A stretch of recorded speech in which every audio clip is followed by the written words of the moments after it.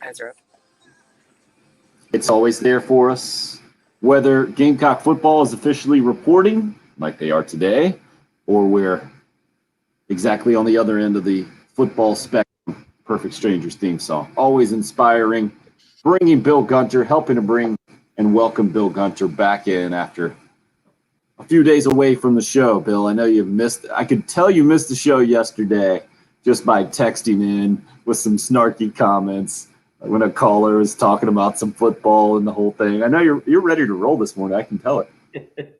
Yeah, it hadn't been a vacation. A vacation is where you really sleep in and you relax and you maybe lay out on the beach or you go to the mountains or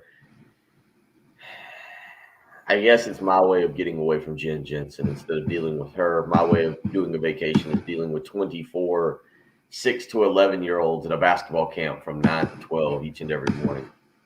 We'll have the final camp day today at Saxagatha Church over here in Lexington. But it's been fun. It actually has been a lot of fun. I've gotten to spend time with my son Austin, who's into camp, which is why I did it, and went in and helped. So I'll leave a little early today. We'll wrap it up today, and tomorrow will be a full day. Tomorrow will be back to a full day. Maybe I'll get an actual vacation here in the coming, maybe right before football season in the coming weeks. I will say I did start looking at vacations.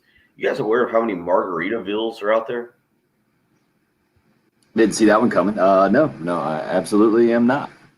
I mean, there is like 15. This Margaret, I thought there was only like one or two. Like it was kind of a very exclusive, resort. There wasn't many of them. Apparently, they're all over the place, and they're building more, just left and right. These Margaritavilles, Jimmy Buffett's Margaritavilles. It's actually kind of insane. I want to say there's up around 15, but there's a couple that are in the process of being built and that will open in 2022. So I forget if I included that in my list, but yeah, it's actually a pretty interesting like little thing they've got going here with Margaritaville. So I didn't even know there were these are resorts now. The only Margaritaville I have ever seen in my life is the casino slash hotel in Vegas. I believe played a little roulette at Margaritaville in Las Vegas, maybe, I don't know, another lifetime ago, 10, 15 years ago, something like that. So they're now resorts. Is that where he, They're he made them into? This is yeah. I mean, there's just I'm pulling it back up here because I've had it on my computer here in front of me.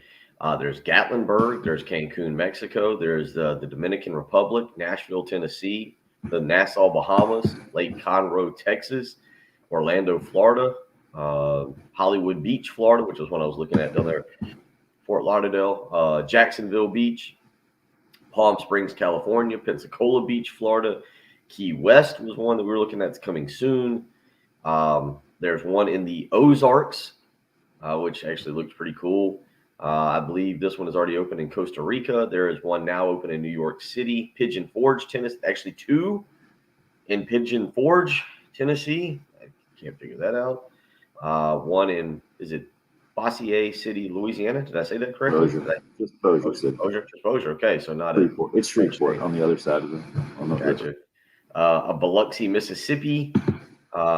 Anna Marie Sound, Florida. You get my point. Lake Lanier is a RV resort for Margaritaville. You get the point. There's a bunch of them. There's a whole, and coming soon, there's going to be one in Belize, another one in Holbox, Mexico. So yeah, Riviera Maya in Mexico is opening soon. You understand what I'm saying here? Yeah, this has turned into quite the thing. Potentially. I feel like just since Monday they've added two more. Now I'm seeing Rio Mar, Puerto Rico, and St. Thomas in the Virgin Islands, and I don't feel like I saw those on Monday.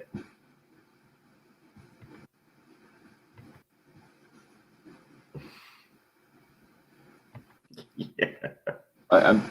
I'm trying to figure out if he joined the PR staff there with Jimmy Buffett here at this point. No, He's naturally.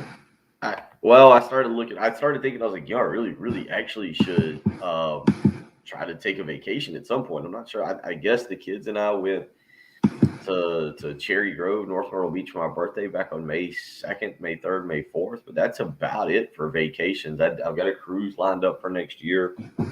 I think I've decided that regardless of what happens I guess we're having now a staff. This is turning into a staff meeting where I'm just telling you all my days off for the next year. So if you want to get out pen and pad and write these down, I looked at taking a vacation like right after Christmas.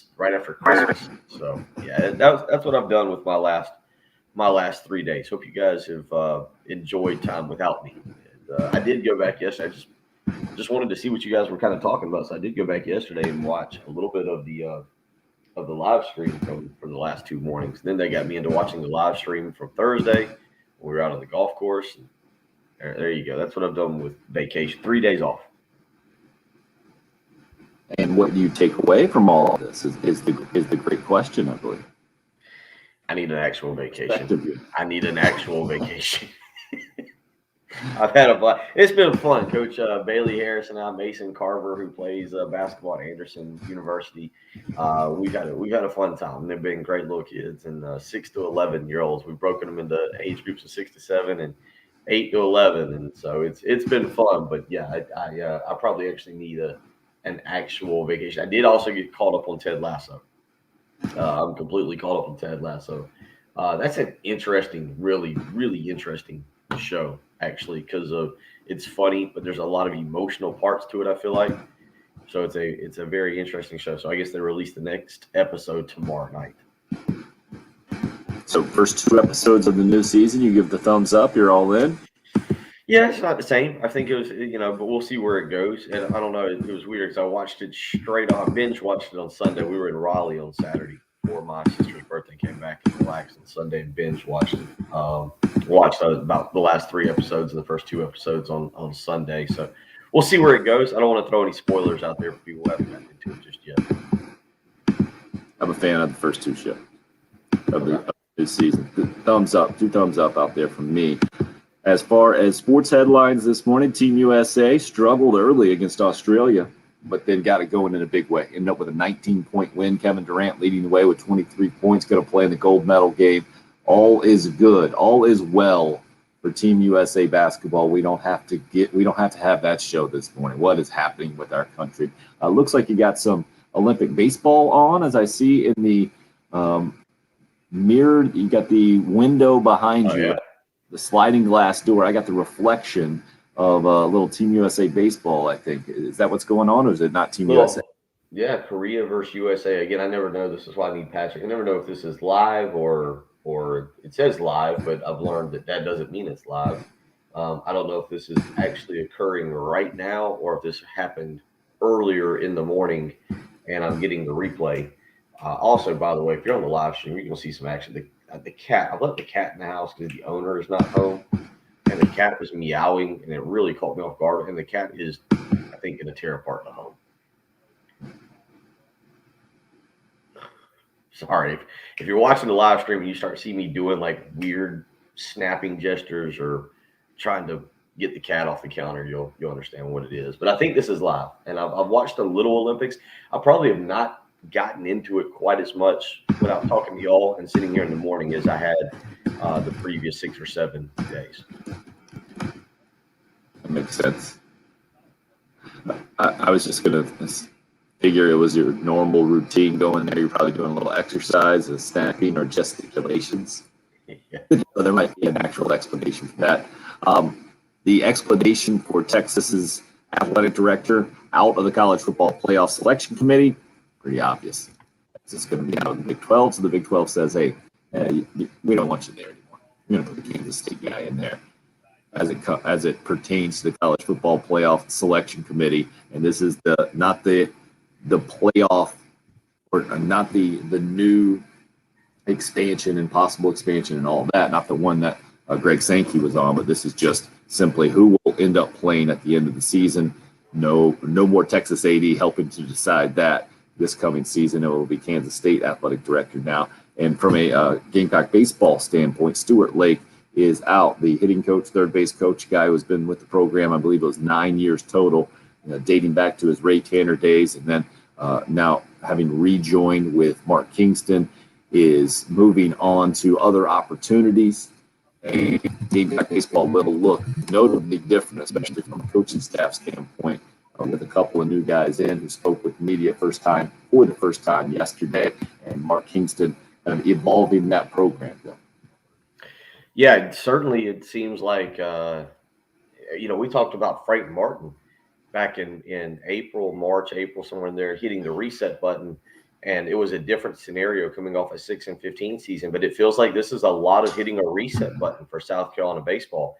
Obviously, I think the big news kind of over the weekend, or that I haven't been around to talk about, is getting Julian Bosnick back for next season. So you feel a little bit better about the front end of your rotation with Will Sanders now and Julian Bosnick as your Friday, Saturday guys, or something like that on the weekend.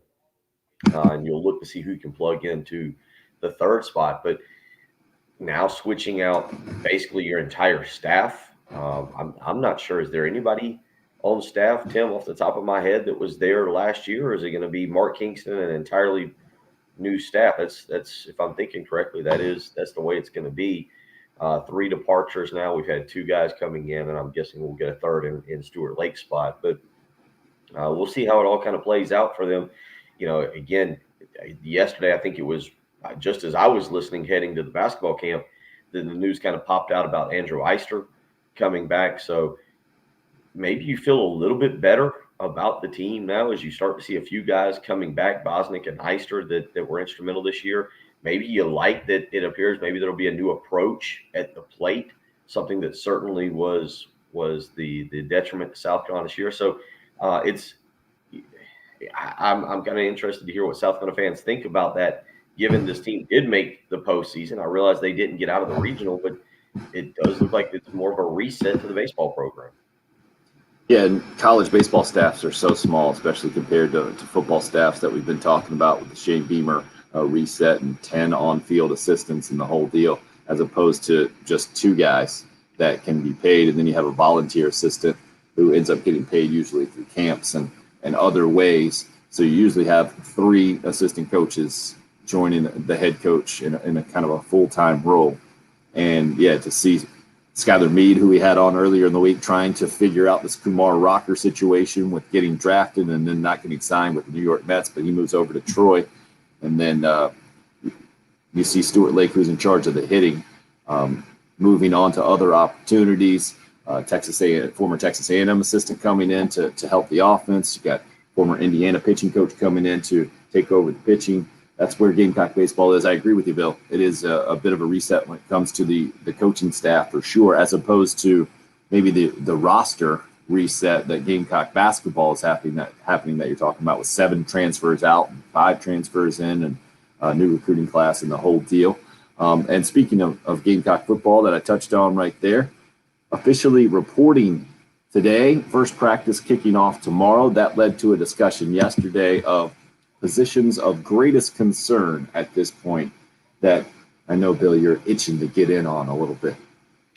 Yeah, I heard y'all discussing this yesterday, and I thought there was some interesting answers. I think there is a definite number one, and then you kind of go from there. And there's reasons why I don't think it's the secondary. So I thought it was an interesting conversation, and sounded like a couple of people weighing in. I do think there will be a quarterback battle here in the spring or in the fall. I know that I like the strategy that Shane Beamer's going with, of at least coming out and saying, "Hey, Luke Doty is our guy. This is who the starter is. You have to beat him out. It's his job to lose." I like that strategy, as opposed to saying, "Nope, it's wide open. It's wide open, and they're going to take equal reps." I like the fact that they're going straight with at least one starter, but I still think that you could potentially see Jason Brown come in and give him a run for his money, given that Brown now will have been on campus for 8.5 months, and see what he might be able to get out and do. 803-404-6100 is the number. Love to have your opinion in on the program. Great to see our favorite 87-year-old caller up early with us on the Love Chevrolet phone lines. We'll hear if Gamecock Larry is as fired up this morning as he was yesterday morning, making his debut as our favorite 87-year-old caller coming off of Sunday's birthday. Also, you can text us, Cool Care Heating and Air text line, up and rolling this morning as always. Same number, 803-404-6100. Anonymous texter just wanted to let you know some of those Margaritavilles are restaurants, and also Bluffton, South Carolina is the home to a Margaritaville. I think somebody else with a Hilton Head as well. So good to know in your research, sir, that you got a Got to get South Carolina Margaritaville in there as well. Jen, you look I'm not sure what exactly. Very concerned about everybody knowing that. Is that what that is? Or maybe extra interested in actually going to Margaritaville this morning? It is 6:20. Yes, I believe so. Some of us like to take vacations. We like to take good vacations. Like I was looked at some of the Sandals resorts, and we'll find one or two. Oh, good job.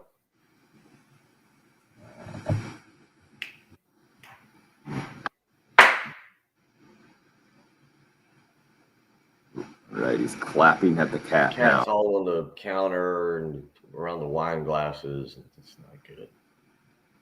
This is why I don't own a cat.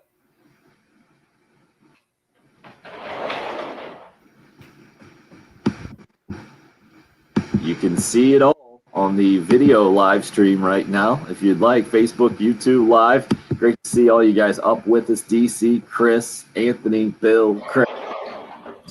We're up and rolling on a Thursday morning. Bill is back. He's got the cat out of the house. The sun's rising above Lake Murray there. It's the early game. Get into the Gamecock football discussion a little bit more when we come back here on 107.5 The Game.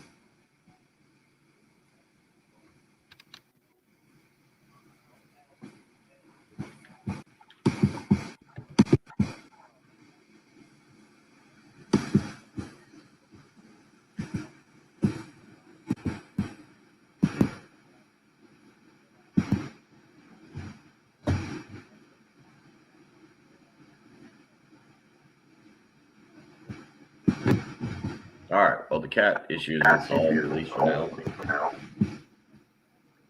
Attaboy.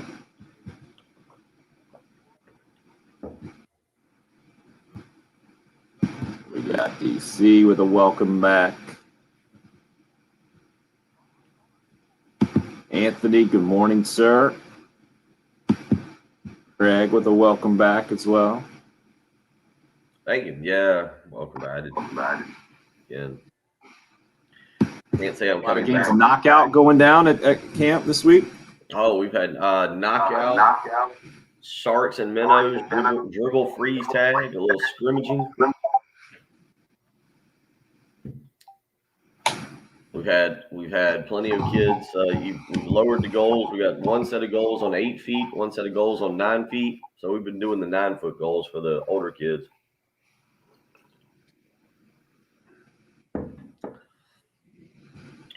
So I left the older group one day and come back, and it's like they completely forgot how to play knockout. They shoot it, they take a shot, and then if they miss, they just stand there and try to look at me like, well, am I out? I'm like, no, you got to.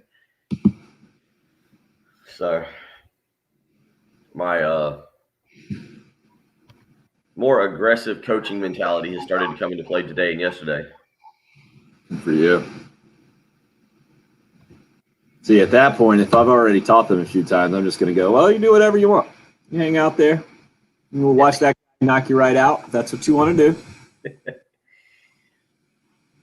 So, yeah, we've got the one little kid who, if you tag him 27 times in sharks and minnows, he just continues to play.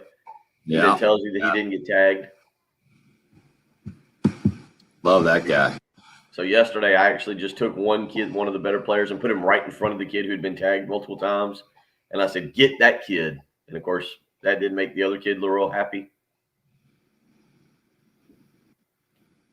What else we play? I've gotten out there and played sharks and minnows. I tell you what, that floor at Saxagatha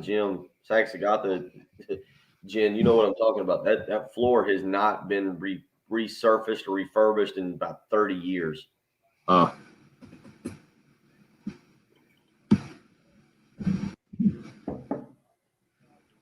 So like varying degrees of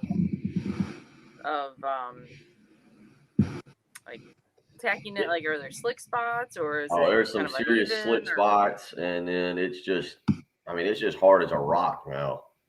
Okay. Not particularly good for a 40-year-old's knees and joints and ankles. And I gotcha. So you'll be taking a little fish oil and hot baths. And they were laughing at me last night because my knee was hurt a little bit. So I put a brace on that, had a compression sock on my right ankle, and it was very impressive. Wow.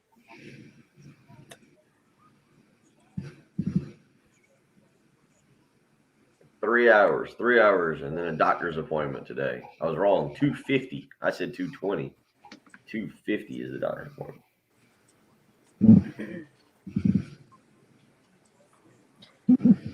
Well, we got my daughter all graduated yesterday afternoon, or got her the pinning ceremony, so she's officially has her BSN, and that's a good thing. All right. Nice. Yeah. So everything's all official now. It is. All she has to do is pass her boards. She already has a job lined up.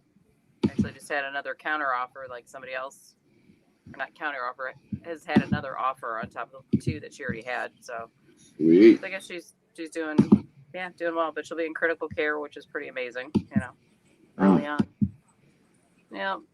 The payments are almost over. Almost off the payroll.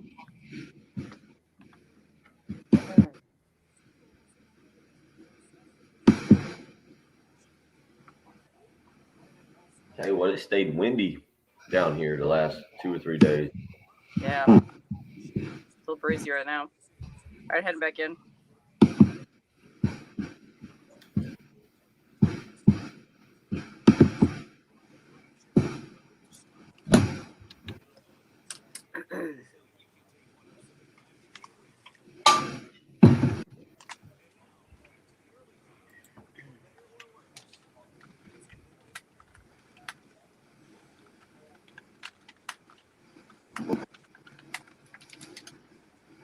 That's right. Halftime show out live on location this afternoon, helping in honor, kind of co-celebrating Gamecock football players reporting to camp officially. Going to kick off practice tomorrow.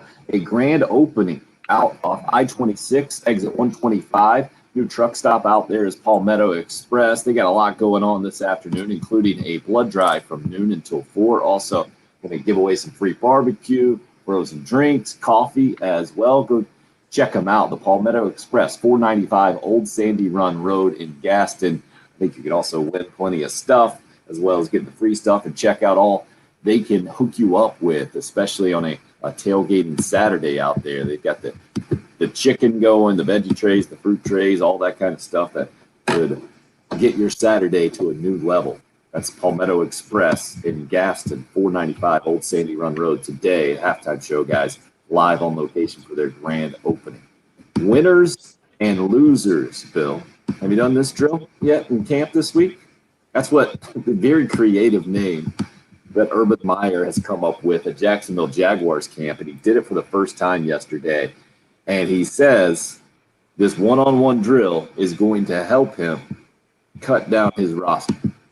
And he says this is a way to be a little bit more transparent than some other organizations might make their cuts. And he's trying to get the subjectivity out of any kind of decisions made. He said this is part of what he did at Florida back in the day to determine some playing time. To me, it seems an awful lot like, hey, this is a college approach in an NFL training camp, and it might not go so well. For instance, the story I'm reading on ESPN.com says Tim Tebow lined up against former Carolina Panthers tight end Chris Manhertz, and they went at it in a special teams blocking drill, and over the PA, all you hear is winner, Manhertz. And they apparently did it 4 times overall. The final tally was 2 wins for Tebow, 2 wins for Manhertz. And allegedly, Urban Meyer says this is gonna help he and the Jaguars determine that 53-man roster. I don't know how great that's gonna go in an NFL training camp. You all in on this thing? You gonna introduce this winners and losers today to your basketball game? Let's not go down that path. I'm not ready to have the conversation just yet of how one kid asked yesterday if everybody got a trophy for being there. So, look, I think there is a spirit of competition that needs to take place. My question would be, and I think Urban Meyer follows this philosophy of you don't coach every player the same, or you don't handle every player the same. I'm assuming Trevor Lawrence and some of the better Jacksonville Jaguars are not involved in the winner and loser drill. I'm assuming. Now, if you're trying to narrow it down from, say, 60 to 53, and you're trying to figure out the last like 7 spots, and because most of those guys end up being special teams guys and guys that have to contribute in different ways, and you want to see just how competitive they are versus, a pool of 7 other guys. Yeah, okay, I don't mind that. I'm on board with it. Now, if you're breaking it out and again, Trevor Lawrence is out there having to do the winner-loser drill against Gardner Minshew, I don't know if that's exactly what you want to be promoting at Jacksonville Jaguar camp. But again, I can – Tebow and Lawrence should just be doing Oklahoma drills against each other. Yeah, that's so, but no, I think that's I don't mind it. I don't mind it if it's for the back end of your roster and you're looking for 5 or 6 guys who are going to have to contribute, or maybe even you're looking at the next 10 guys that are on the practice squad, to help. That's fine with me if that's how you're going about trying to do it. And anytime I see an NFL head coach saying he's doing something like he did in college, makes me raise my eyebrows and say, good luck with that, man, because it's not the same game. You're not dealing with the same deal. And this is what Urban Meyer is going to have to overcome, in my mind, to prove that he can coach on that next level. And to me, this is not a good start when you're doing something like this that isn't traditionally done in the NFL, and now it's coming out this early already in training camp, Patrick. Have you seen – I mean, we talked yesterday briefly about the brawl at the Giants practice, and then Joe Judge was making guys do push-ups and run laps and do 100-yard sprints, and it is not being well received, and it is not going over well, it seems like. They've had 2 guys retire. They brought in Joe Looney on Saturday. He retired from the game after 2 days with Joe Judge. So I don't – it's weird though, because he didn't even come from college. He came from the Patriots. But yeah, it's just you can't treat these guys like college players. And I don't know, the Giants have to win football games or else he's going to be on the street immediately. It happened with Matt Patricia too, who was making the Lions practice outside in December when they were like a sub 500 team, and they were saying, we're just not doing this, dude. What are you doing? Some guys have learned that quickly, and the Jaguars are going to have to just win games, and that's what it's going to come down to. And if they're not, I don't think guys are going to be on board with anything that Urban Meyer's doing. I'm with Kev here. I don't see a lot of middle ground. He's really good or really bad. Not much in between in regards to the Jaguars, that is, an Urban Meyer. I tend to agree, and to me, it has a lot of Steve Spurrier Redskins feel to it. But the additional pressure of having that number 1 overall pick in Trevor Lawrence and then getting his teammate and Travis Etienne and the whole deal, I think there's even maybe a little bit more spotlight on Urban Meyer because of that, and more pressure to win as quickly as possible, maybe even more so than the Redskins. But even as I say that, man, there was a bunch of pressure on Steve Spurrier making $5 million, which was unheard of back in the day with the Redskins. Well, they were in the AFC Championship game 3 years ago, 3 years ago. I know that the roster has been completely turned. Jalen Ramsey is elsewhere. Blake Bortles was, he was a part of them getting there. You got to give him some credit. Leonard Fournette. AJ Cann. AJ Cann's still there, right? I think he's one of it's less than a handful of dudes, I think, who are on that 53-man roster of the AFC Championship game. He's one of the very, very few left. Right. But I guess even though the roster has been completely turned over almost, it's one of those things where there is some level of success that has occurred within the last 5 years that make you go, okay, the franchise isn't that far off. You bring in Trevor Lawrence, which is supposed to be a generational quarterback, a guy who's supposed to instantly take them to the top. Patrick said it when we were doing our draft stuff, that in terms of draft picks and money and opportunities, Jacksonville was a very desirable job as opposed to the Houston Texans, who at that time had no money and no draft picks and nothing to offer, and the roster had been completely mismanaged. So I don't. That doesn't mean that I think you expect the Jaguars to go to the playoffs this year. But what was it that we came up with? I think you and Patrick agreed, or maybe it was just you. Something like 3 playoffs in 5 years, and maybe an AFC championship in that time would be the realistic goal. And if it's not, it's a disappointment. Yeah, I don't know about the AFC championship, but definitely those playoff berths. I mean, that's what's expected, especially when you pay a premium price for a big-time coach. I think you can put that on Matt Rule with his contract and the Carolina Panthers. They're expected, if they don't make the playoffs this year or certainly get right in the hunt, I think it's going to be a disappointing year. And that's another reason to keep an eye on Panthers training camp. And that was a big part of our discussion yesterday, how Matt Rule kicked JT eBay out of practice immediately after a hit, injured one of his wide receivers and sent him to the hospital, and then cut the former Gamecock very quickly after that practice was over a couple of days ago.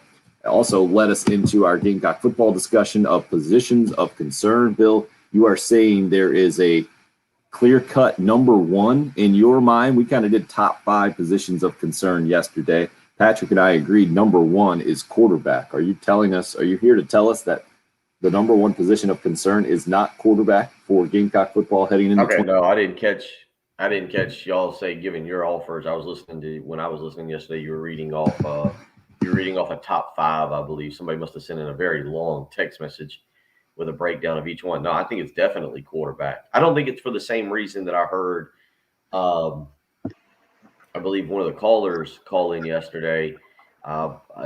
He was talking about quarterbacks through the years. I think South Carolina's been okay at that position up until the last 3 or 4.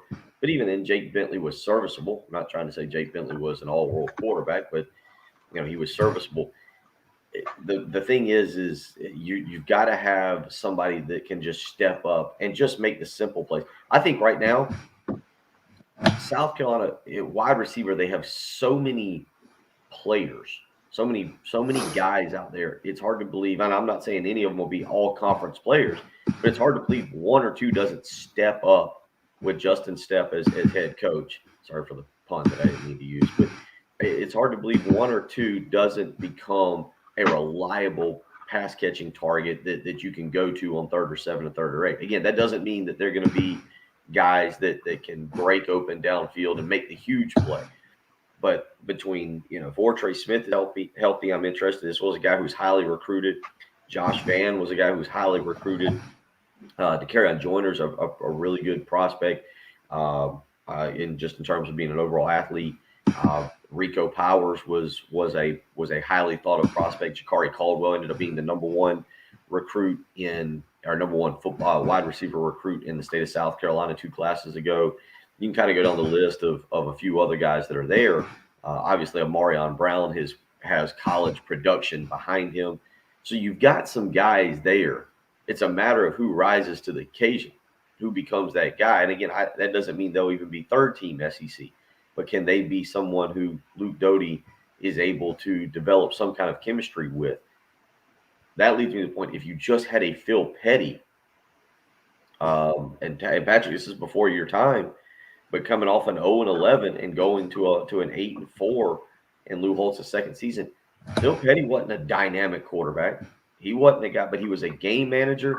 He was a guy who took care of the football, got the football to the right guys, and South Carolina was able to win 7 regular season games that year, and as a Rod Gardner push-off away from winning 8 in the regular season, maybe 9 overall. They had talented players on that team that had gone 0-11 and made that jump. Now, that was Lou Holtz. Different coaching staff. This is Shane Beamer, different coaching staff. But if Luke Doty or Jason Brown can just be a game manager, I would like to think the offensive line and running backs can do enough to get you to 6 victories.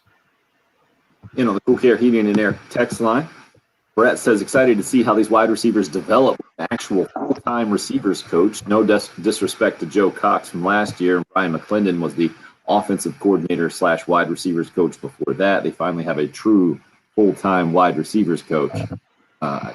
Brett, I don't think it was a lack of attention to the position that was part of the issue here. But no doubt Justin Stepp brings a different level of energy, enthusiasm, a different resume to the situation. And I get your reason for optimism there. Speaking of optimism, Gene hits us up and says, happy belated birthday to Gamecock Claire, who's been waiting very patiently on the Love Chevy phone lines this morning to weigh in for the second time on the program as our favorite 87-year-old caller. Gamecock Larry, I hope you're as fired up this morning with Bill back as you were yesterday morning. How you doing? I'm fired up more. Well, I heard that Bill was coming back. That fired me up.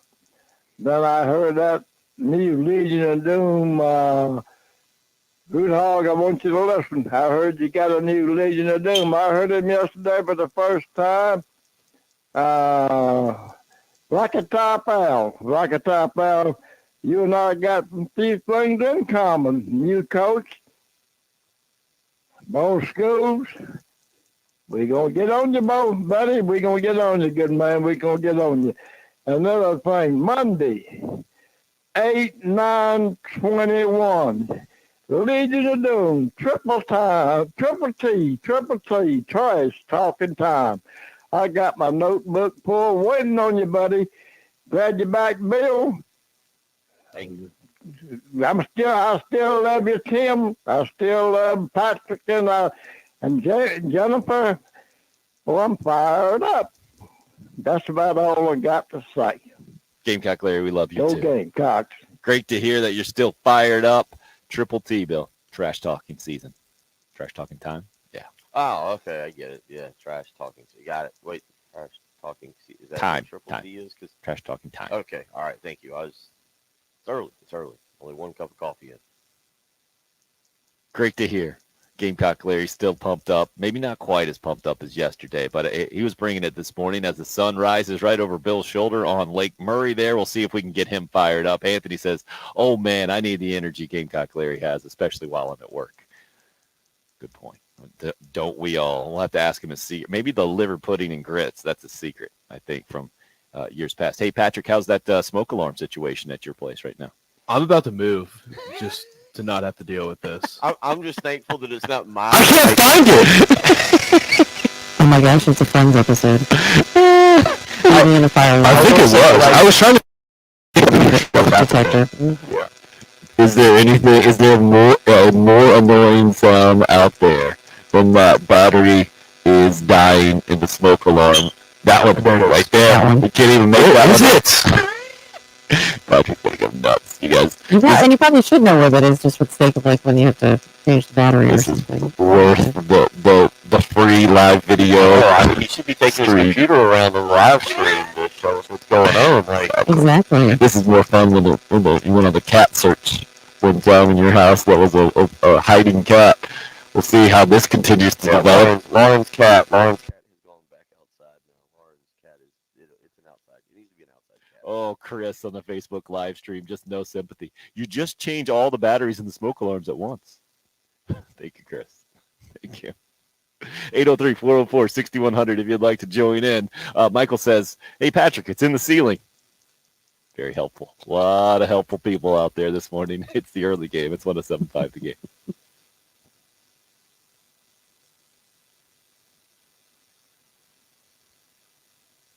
We've got a way to help you with that Zoom call for work. You know what's on, and they can't hear you? You could be listening to 107.5 The Game, and they would have no idea.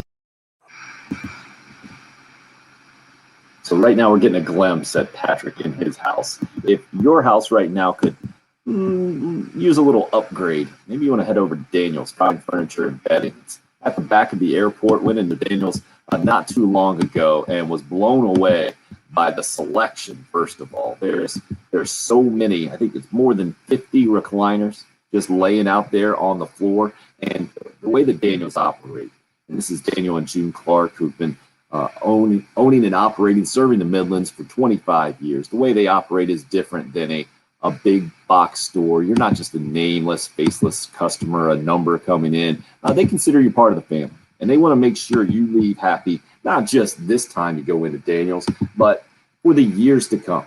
So they're going to make sure that you're going to find exactly what you're looking for. And if you don't find it on the floor, then you can order it. You can go through other big time names and maybe some trusted brands from places that you wouldn't expect might be available at Daniel's. They're going to go the extra mile to make sure you find exactly what you're looking for. Daniels is known for the 3 B's: best furniture, best service, and best price. And I mentioned the recliners. It's called Motion Furniture. I learned when I was at Daniels not too long ago. The recliners, the reclining sofas, the love seats as well, and their leather gallery. Again, more than 50 recliners. You can go try them all personally. You find one that just feels the best for you, you can have that one. You live within 20 miles, free delivery, just like that. That's how it works at Daniels. Give them a shot. Go see them. They're in the back of the airport, 3911 Edmond Highway, the exact address in West Columbia, Highway 302 and Dunbar Road. When it's time to save, it's time for Daniels. Fine furniture and better.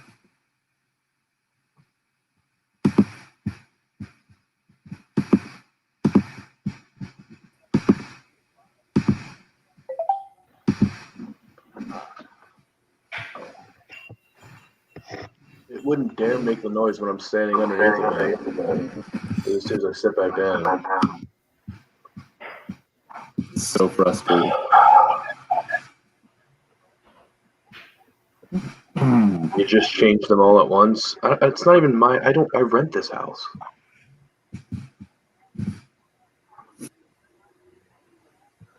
Oh, wow. Lavar's 5 detectors are all connected, so if one battery is low, they all beep. Oh, no. Got to go through all 5 of them? You know what? I think it's in my roommate's bedroom. Let's go bang down the door. I don't know how he's asleep. Yeah, I've just given up. That's going to make the noise. Don't worry about it. But it's never a consistent, like, you don't, it's not going to hit every 45 seconds or, you know, specific interval. So that's when it's most maddening. It's like, oh, I think they're gone. I think it's gone. And then it chimes, kind of like the hiccups. Oh, I don't think I have. Nope. There it is. Matt, sorry, Patrick. The red light on it. You what? Did you turn off all your lights? What lights? Any lights in your apartment? See, like, if the red light would glow a little? Oh. I can see the lights, but it doesn't. Does it flash? Yeah, some of them do. Yeah. Some of them you can just go and hit the reset button and it'll just reset. I used to do that. That's what I do. I press the reset button and it usually stops.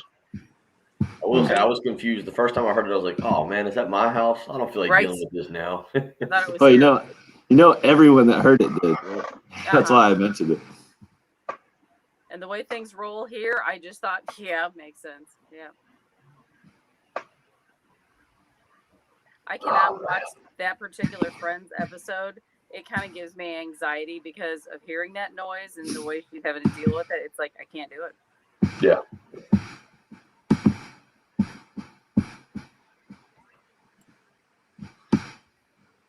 Yeah, Jen, my last segment is I don't know if that's all my lives, but my last segment will be that first. I guess I need to text Patrick. Oh, we don't have any picks this week. There's no NASCAR this week, right? You're the guru. I've been busy with a basketball camp, Jen. Some of us are trying to help the kids, work for the community. I have family that's been coming in town. We had a graduation last night, a party this weekend. So it's all about you, and I'm worried about the community. I understand. And I know that there's a race this week at Watkins Glen. So we'll have to make your picks. You have to give your pick to Tim. As far as lives go, shavings. Was this texter kidding that said it's in the ceiling? It should be over the thermostat and blue wire powers it? Yes, I think so. Okay. I mean, there's 5 within 20 feet of me. Jen, why did they take a 2-week break? Was it because of the Olympics? Was there discussions to have NASCAR in the Olympics? Because NBC is the one that does the NASCAR races. Ah. Yeah, we got a little football tonight. Cowboys, Steelers. I wonder what the line is. I'm not sure they posted one. There's definitely a line. There was not yesterday. I wouldn't say there's definitely a line because nobody even knows who's going to play, so they're not really willing to. Well, that's a good point.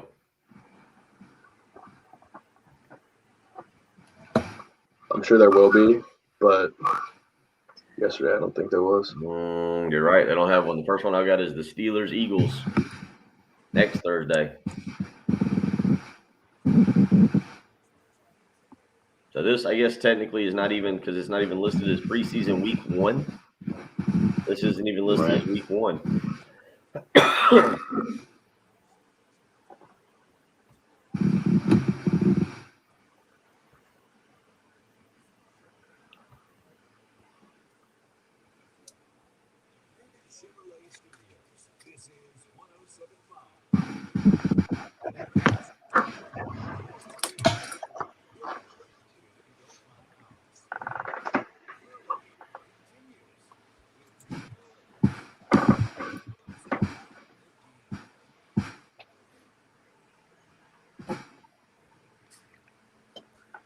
I guess we're up.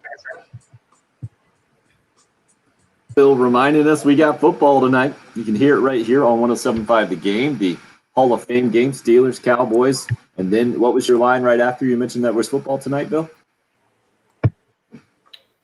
What was my line right after? I don't know. What was it? What the line is? Oh, what is the line? Yeah, what is the line on the game? Yeah. Which it does look like Patrick's right. I figured for sure there would be some kind of wager line on tonight's game.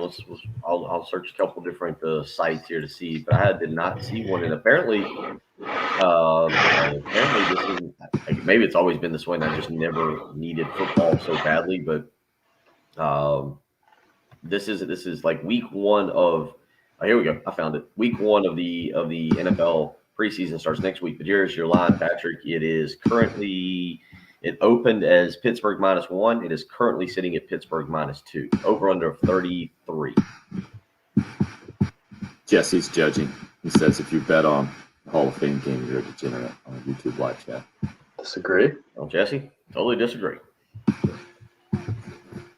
The first Agree to football disagree game, on that people one. haven't been Then, eager. because right now the over-under is 33.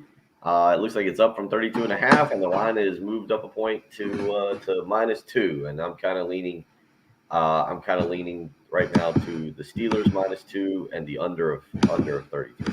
I mean, you're just saying that. No, look at the bench. Don't you agree? Like the depth of No, the team. you don't even know who's going to play. Steelers and Cowboys. I know exactly who's going to play. It's the Who's Steelers gonna- versus who's gonna- Cowboys. I mean, it's not who's like gonna- there's 30. It's not like there's 32 teams out there. They're going to pick 2 right for the game. I know it's the Steelers and I know it's the Cowboys. Can't you look at the rosters? Can you name 2 quarterbacks that will be quarterback in this game? Mason Rudolph. And he's still with the Steelers. Yeah. Okay, there's one. Whoever the Cowboys backup is. It's not Andy Dalton anymore. Who have they moved up to replace Dalton? Okay, let's keep going. Maybe some guessing. Are you telling me I don't know? Well, I'm just saying you don't have like a legitimate I think you're telling us you gut don't. feel in this game because we don't even know who's going to play. But the answer's Garrett Gilbert for the Cowboys Exactly. I'll take Mason Rudolph over Garrett Gilbert all day long. and Dwayne Which is Haskins. Dwayne Haskins going to play a bunch today, Patrick? Is that what you're Probably. saying? He's been drawing Probably great a lot. reviews. Oh, Ben DiNucci? Is he still with the Cowboys? He Not is sure. third string. I would think so. Ooh, Dang. Rico Dowdle will probably play tonight. Dowdle's third string for the Cowboys. You get a little Rico Dowdle action tonight. And McClellan. These guys are fired up for football. Or fired We up. are. I mean, is everybody not a little excited? I'm not saying you're going to watch 4 quarters and be glued to the television, but aren't you a little excited to see some actual football back tonight? Oh, absolutely. You don't have to convince me. Say maybe it's a guy like Jesse or so. I think a lot of people are pumped up. The Braves came back and beat the Cardinals last night to stay 2.5 games back as well. Fortunately, we got 2 more hours of the show to yell at each other. Oh, there that was.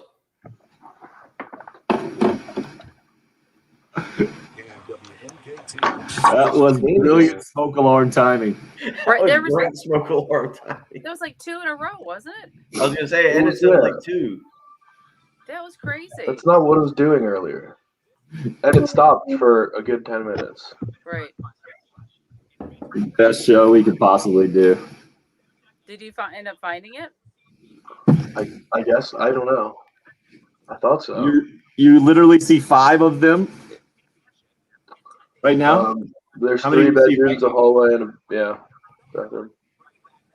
Oh, so frustrating.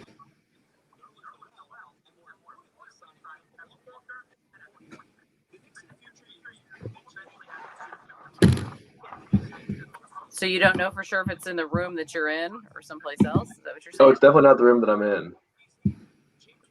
Because there's one right above me. And that hasn't beeped. But I stood in the center of the 3 other ones that are not my roommate's bedroom. And it just wouldn't beep while I was standing there. And that's just like 'Cause playing a game of whack-a-mole. Yeah, if it had beeped while I was standing there, I definitely would have been able to tell if it was coming from the left or right above me. And I would have known. But it wouldn't do it. Yeah, we need to see Patrick standing in the hallway, like, playing the chase game. Like, Playing the chase game. yeah. Or, which way is it? Which way do I go? The side-to-side dash? The old chase game.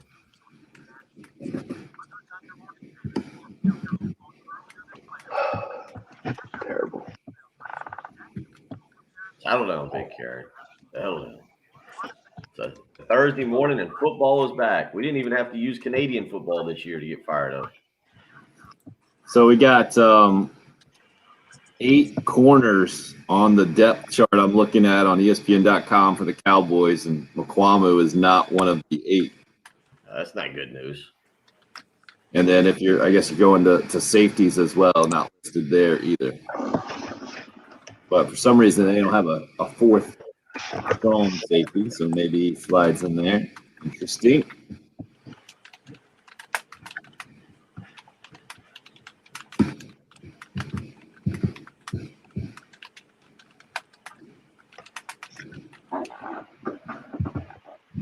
Rico Dowdle listed as a 3rd-team running back.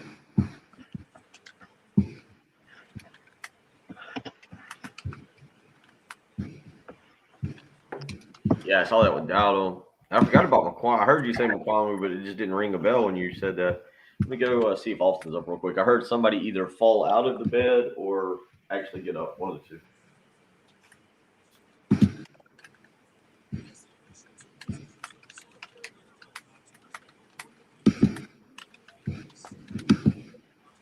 Move this up. Okay. Got an early morning dentist appointment at my house. I'm going to go move the car out of the garage right now. I'll be right back. Fantastic.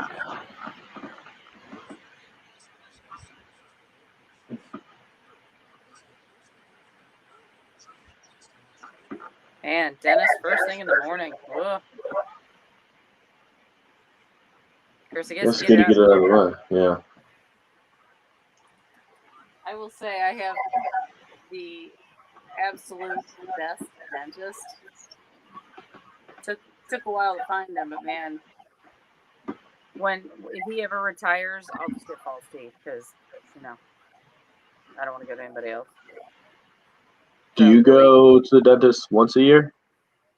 No, 6 months. I don't think I've been to the dentist in 2 years. Oh, really? Yeah, he's a good guy. If you don't have one,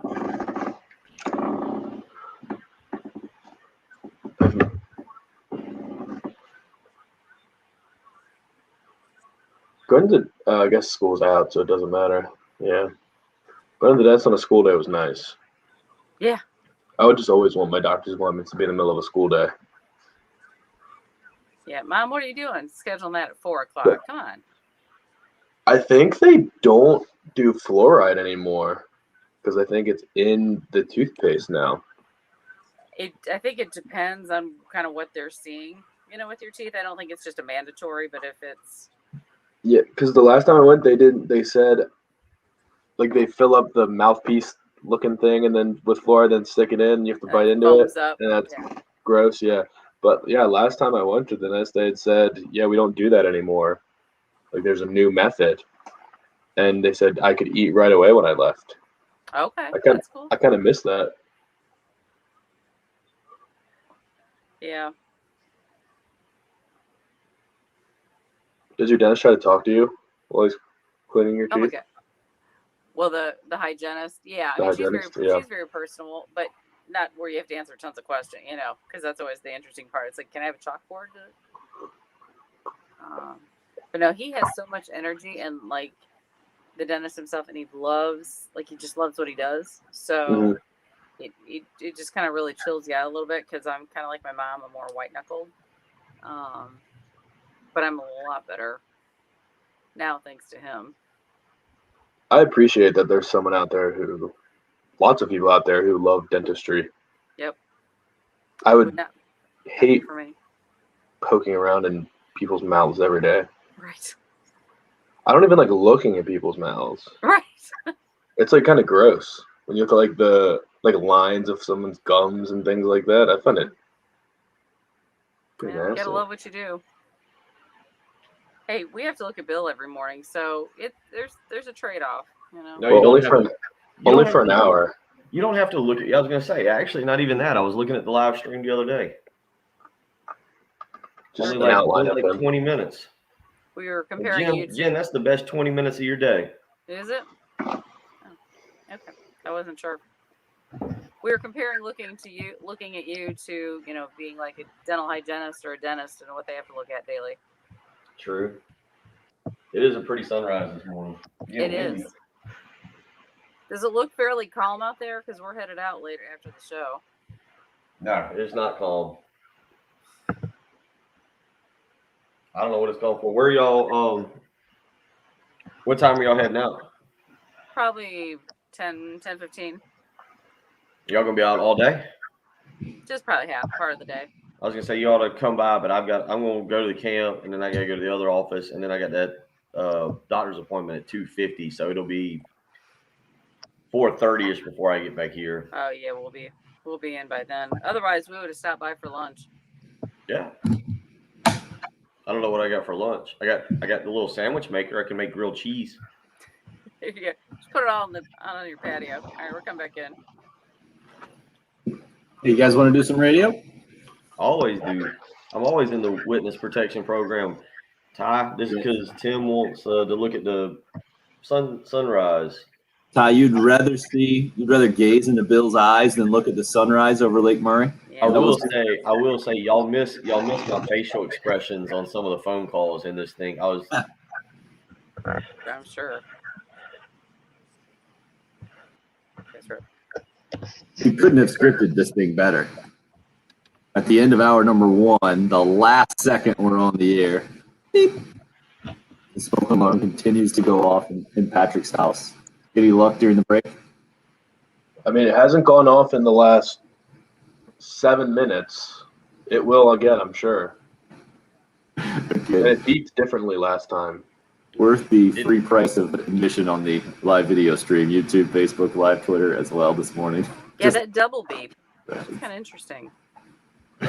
Oh, great to have Bill Gunter back this morning as well. So we got a full house here. Tim Hill, Bill Gunter, Patrick Perrette, Jen Jensen as we get hour number 2 going on the day that Gamecock football officially reporting for preseason practice. First practice will kick off tomorrow. Bill, a little disappointing, I think, for Gamecock fans that Shane Beaver couldn't figure out a way to open any kind of practice up for the preseason. But I guess now, especially with the news out there of the COVID variant and the whole thing, not too surprising when that news came out when the preseason practice schedule announced a few days ago.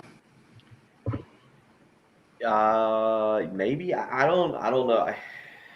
It's a whole nother path you want to go down there. I still thought they would find a way to at least have like a one practice, maybe this weekend, maybe on Saturday morning inside the stadium. And look, I don't think this is a mistake, and I think that probably it's more of a university deal than it is a Shane Beamer deal. Tim, you've been out there. These 2 practices today, starting tomorrow and Saturday, where it's just helmets.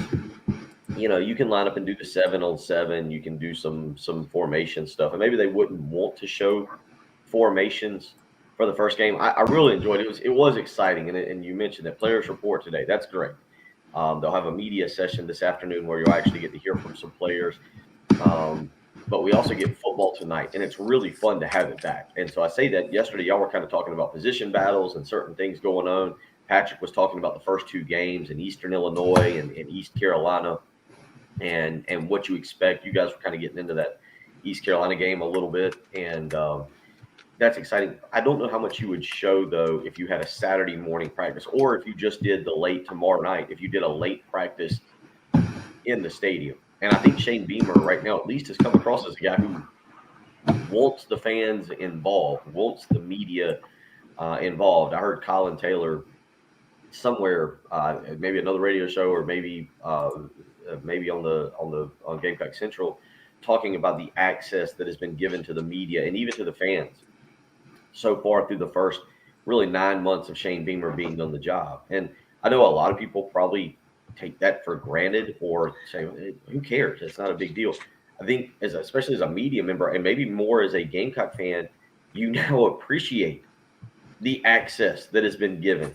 Shane Beamer doing the welcome home tour and being personable at these tours and signing autographs. Maybe you appreciate hearing from assistant coaches more often on radio programs. I mean, can you imagine when we had to do the 6-hour marathon, calling up poor Steve Fink and said, hey, any of the Muschamp guys, can we get Muschamp? Like, this has been totally different. And so I just say this, I'm with you. I think that's probably just cautionary by the university. I think Shane Beamer would have loved to have had one night to kind of open it up. And look, realistically, I think Shane Beamer gets recruiting too, to be able to get some kids over and just showcase the stadium, the first or second practice with people in there. I'm sure he would have loved to try and do that. And so maybe next year we'll see how everything kind of continues to develop and unfold. But certainly it's at least a lot more exciting to talk about practice right now as opposed to just kind of going over some of the stuff we do in June and July. Well, it is wiser as well not to put a public practice on the preseason schedule and get people excited about going and changing their schedules and then have to cancel that just a day or two ahead of time. And it could go the other way. Let's not rule that out, right? If things improve. And Ray Tanner was actually pretty optimistic when he was on with the halftime show guys yesterday and wanted to point out that there was some good news in his latest SEC athletic director's call as it pertains to keeping everybody healthy and having a full stadium in the football season. And he did say that's still the plan and they're still moving forward in that way. And it wouldn't shock me if you do end up getting a public practice opened up and announced just a couple of days beforehand. But you don't want to go the other way. You don't want to say there's going to be one open to the public and then have to shut it down and disappoint people on the whole deal. So to me, the smart approach to Gamecock football from that perspective from Shane Beamer. And Bill, as you're talking about the access and the whole thing, again, let's remember it's the honeymoon period. And part of Shane Beamer's job, part of the job description for whoever was going to take the head coaching job after the Will Muschamp era is to get fans back. It's part of being a head coach, right? You got to fill seats. Typically, winning will take care of that by itself. But you also have to infuse some energy and enthusiasm back into the program. Shane Beamer and his coaching staff has certainly done that. You'd see in the preseason practice information where there's going to be a weekly press conference with both offensive and defensive coordinators. A good sign, I think, for all of us as far as information getting out or just explanation maybe for certain plays or certain situations. But again, this has all been preseason honeymoon period.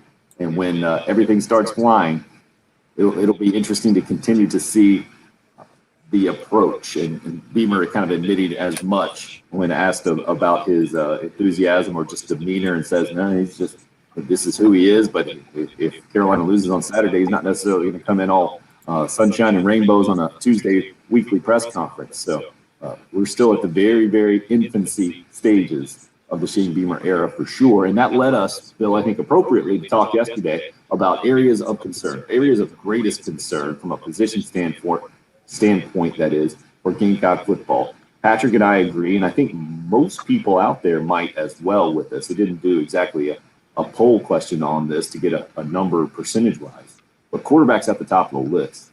and you're with us on that this morning as well, I think then the question becomes, all right, if quarterback is the main concern, what is going to help you feel better about that from now until kickoff of game number 1, even after game number 1 or game number 2, knowing it's Eastern Illinois and East Carolina that start the Gamecock football schedule this year. So that's the conversation I want to get into now that Bill's back from a few days off. Full house this morning with Patrick Perrette, Jen Jensen, also alongside. I'm Tim Hill. 803-404-6100 is the number into the program. Would love to hear your thoughts. What can make you feel better about the quarterback position for Gamecock football between now and game number 1? And then what do you need to see in the first couple of non-conference games from whoever is taking the snaps at quarterback from that quarterback position for Gamecock football? It's the early game here on 107.5 The Game. 107.5 The Game. The game is on the air, online.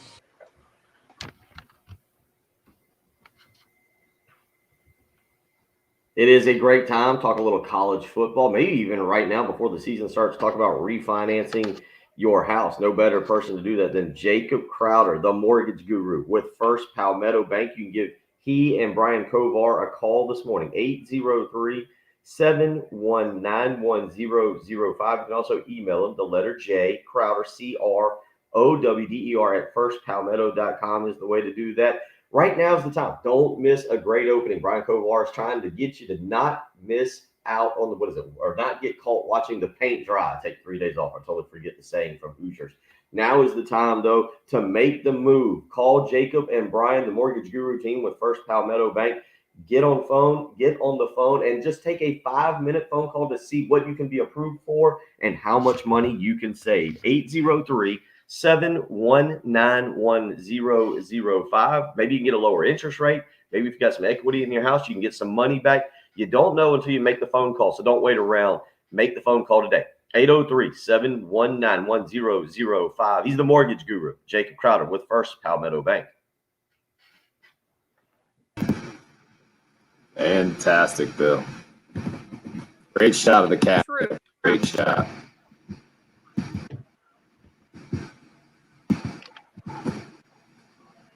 Just such a disappointed cat. Such a what? Disappointed cat. And like, you gonna let me in or not? All right, I'll go somewhere else. That's the nicest I've ever heard.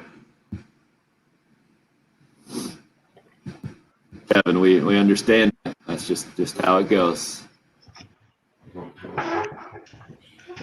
I was looking at some pictures yesterday. I've gained a little bit of weight. No need to see me. I guess we'll go off to this side. More worried about the Gamecock defense if we stop the other team, makes it easier to call more plays that complement Doty's abilities. Okay.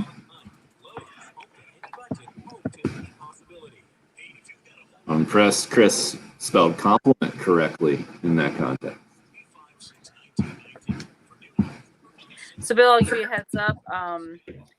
Old timey clip of the day. We'll have you come in after that. Okay. For AAA.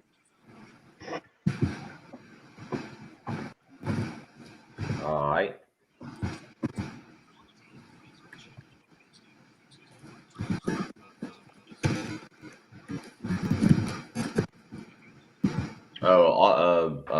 We didn't get to it in the 640 hour, but if you want to go back from Jay from the Interstates recruiting question, we can hit that.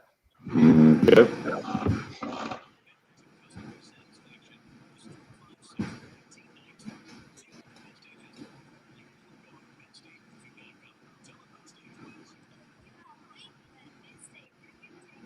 Patrick, is this USA Korean game live, or did it happen earlier this morning and I'm just being told it's live?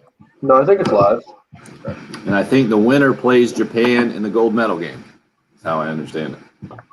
Patrick, is Chris Trapasso, is he reliable? CBS Sports? Yeah. You see this tweet from 8 p.m. last night, or from 11 p.m., 8 hours ago? No. Talks are heating up between the Eagles and Texans on the Deshaun Watson trade. Still some hurdles to get over. Both sides attempting to come to an agreement. Pro Football Talk said that the Panthers are closely monitoring the situation as well. Whoa. I think worth the discussion at least. Well, now we got two things to get in. A whole Look at bunch. that. Max Scherzer struck out 10 and got a curtain call on his first start with the Dodgers. So bitter. I hope they don't win the World Series. I want him to do well and be happy, but I want his only World Series to come with a National so that he doesn't think of himself as anything but a National. Yeah, watching Javi Baez yesterday just was like, That was the perfect line about the ex. I want her to do well and be happy. I just don't want her to have complete success in marrying a millionaire and Yeah. be right.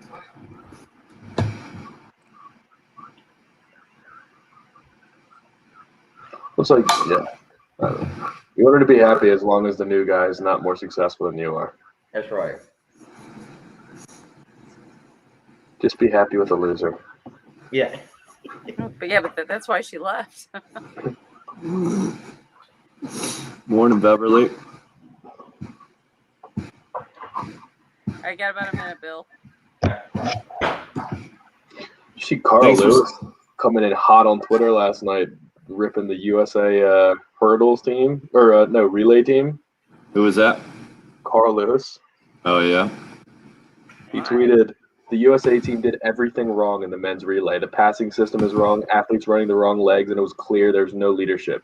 A total embarrassment and completely unacceptable for Team USA to look worse than the AAU kids I coach. Wow. Yikes. He's kind of unclear on his position. Jen, it's after this. Yeah, 30 seconds.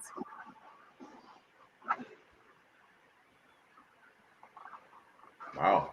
This is the old-timey clip of the day. What is it? So Tommy ceded it to Bob Costas, huh? What a friendship. What is the clip? It's a Willie McCovey clip. But it was Bob Costas like completely setting it up. All right, about 5 seconds. Yep. Last week, yeah, it was hot. This week's been a lot better. I tell you what, the end of last week actually was quite brutal. I don't even know if you wanted to even jump in the lake around here. This week, much better, but we've got more hot days ahead of us. You know how it works here in Columbia. Augusta, or August, September, extremely hot months. Now's the time to call AAA Heating and Air before it heats up too much. 803-677-1500. Get AAA Heating and Air out to your house today. Let them do an inspection of your air conditioning unit. Let them see if there's any issues, if there's anything that need to be fixed. That way, on those extremely hot days, it's working perfectly. The family will be very appreciative of your efforts to make sure they're happy. If there is an issue, don't worry about it. Roy and Dana Finley, they want to take care of you. They want to make sure that you've been treated properly, that they don't break the budget. So the first thing to do is offer you a $1,500 rebate to buy back your old unit. Then they'll work with you. 0% financing, no money down on a brand new unit. And here is the absolute best part, that everything they do comes with a 15-year parts and labor warranty to make sure if there's any issues in the future, they're there to help you get it fixed. 803-677-1500. Give AAA Heating and Air a call today. Tell them Bill Gunner sent you.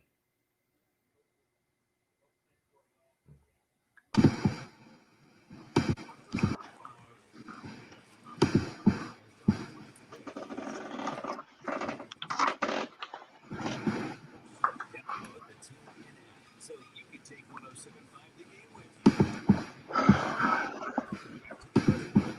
On 107.5 The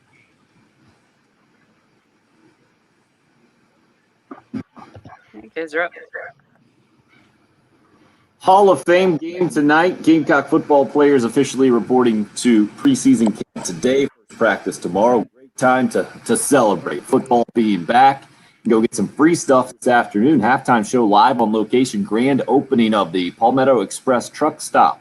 Exit 125 off I-26, 495 Old Sandy Run Road in Gaston, the official address. A lot of free stuff on hand this afternoon. Also a blood drive from noon until 4. Barbecue, frozen drinks, coffee.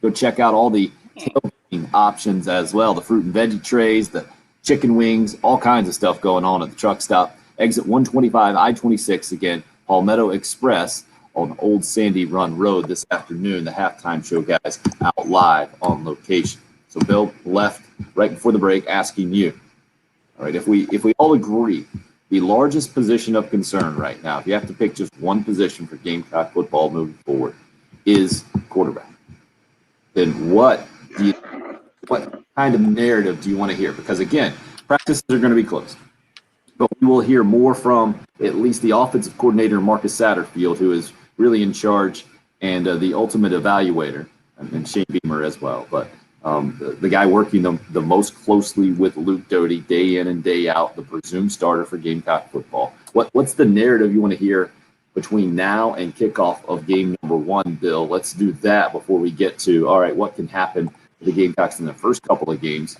to make you a little less concerned about that position going into a conference opener in game number 3. Go ahead. I don't know if there is one. Patrick, you might agree with me because I feel like we were in agreement on this. Are we all scarred from the Will Muschamp era of listening to talk?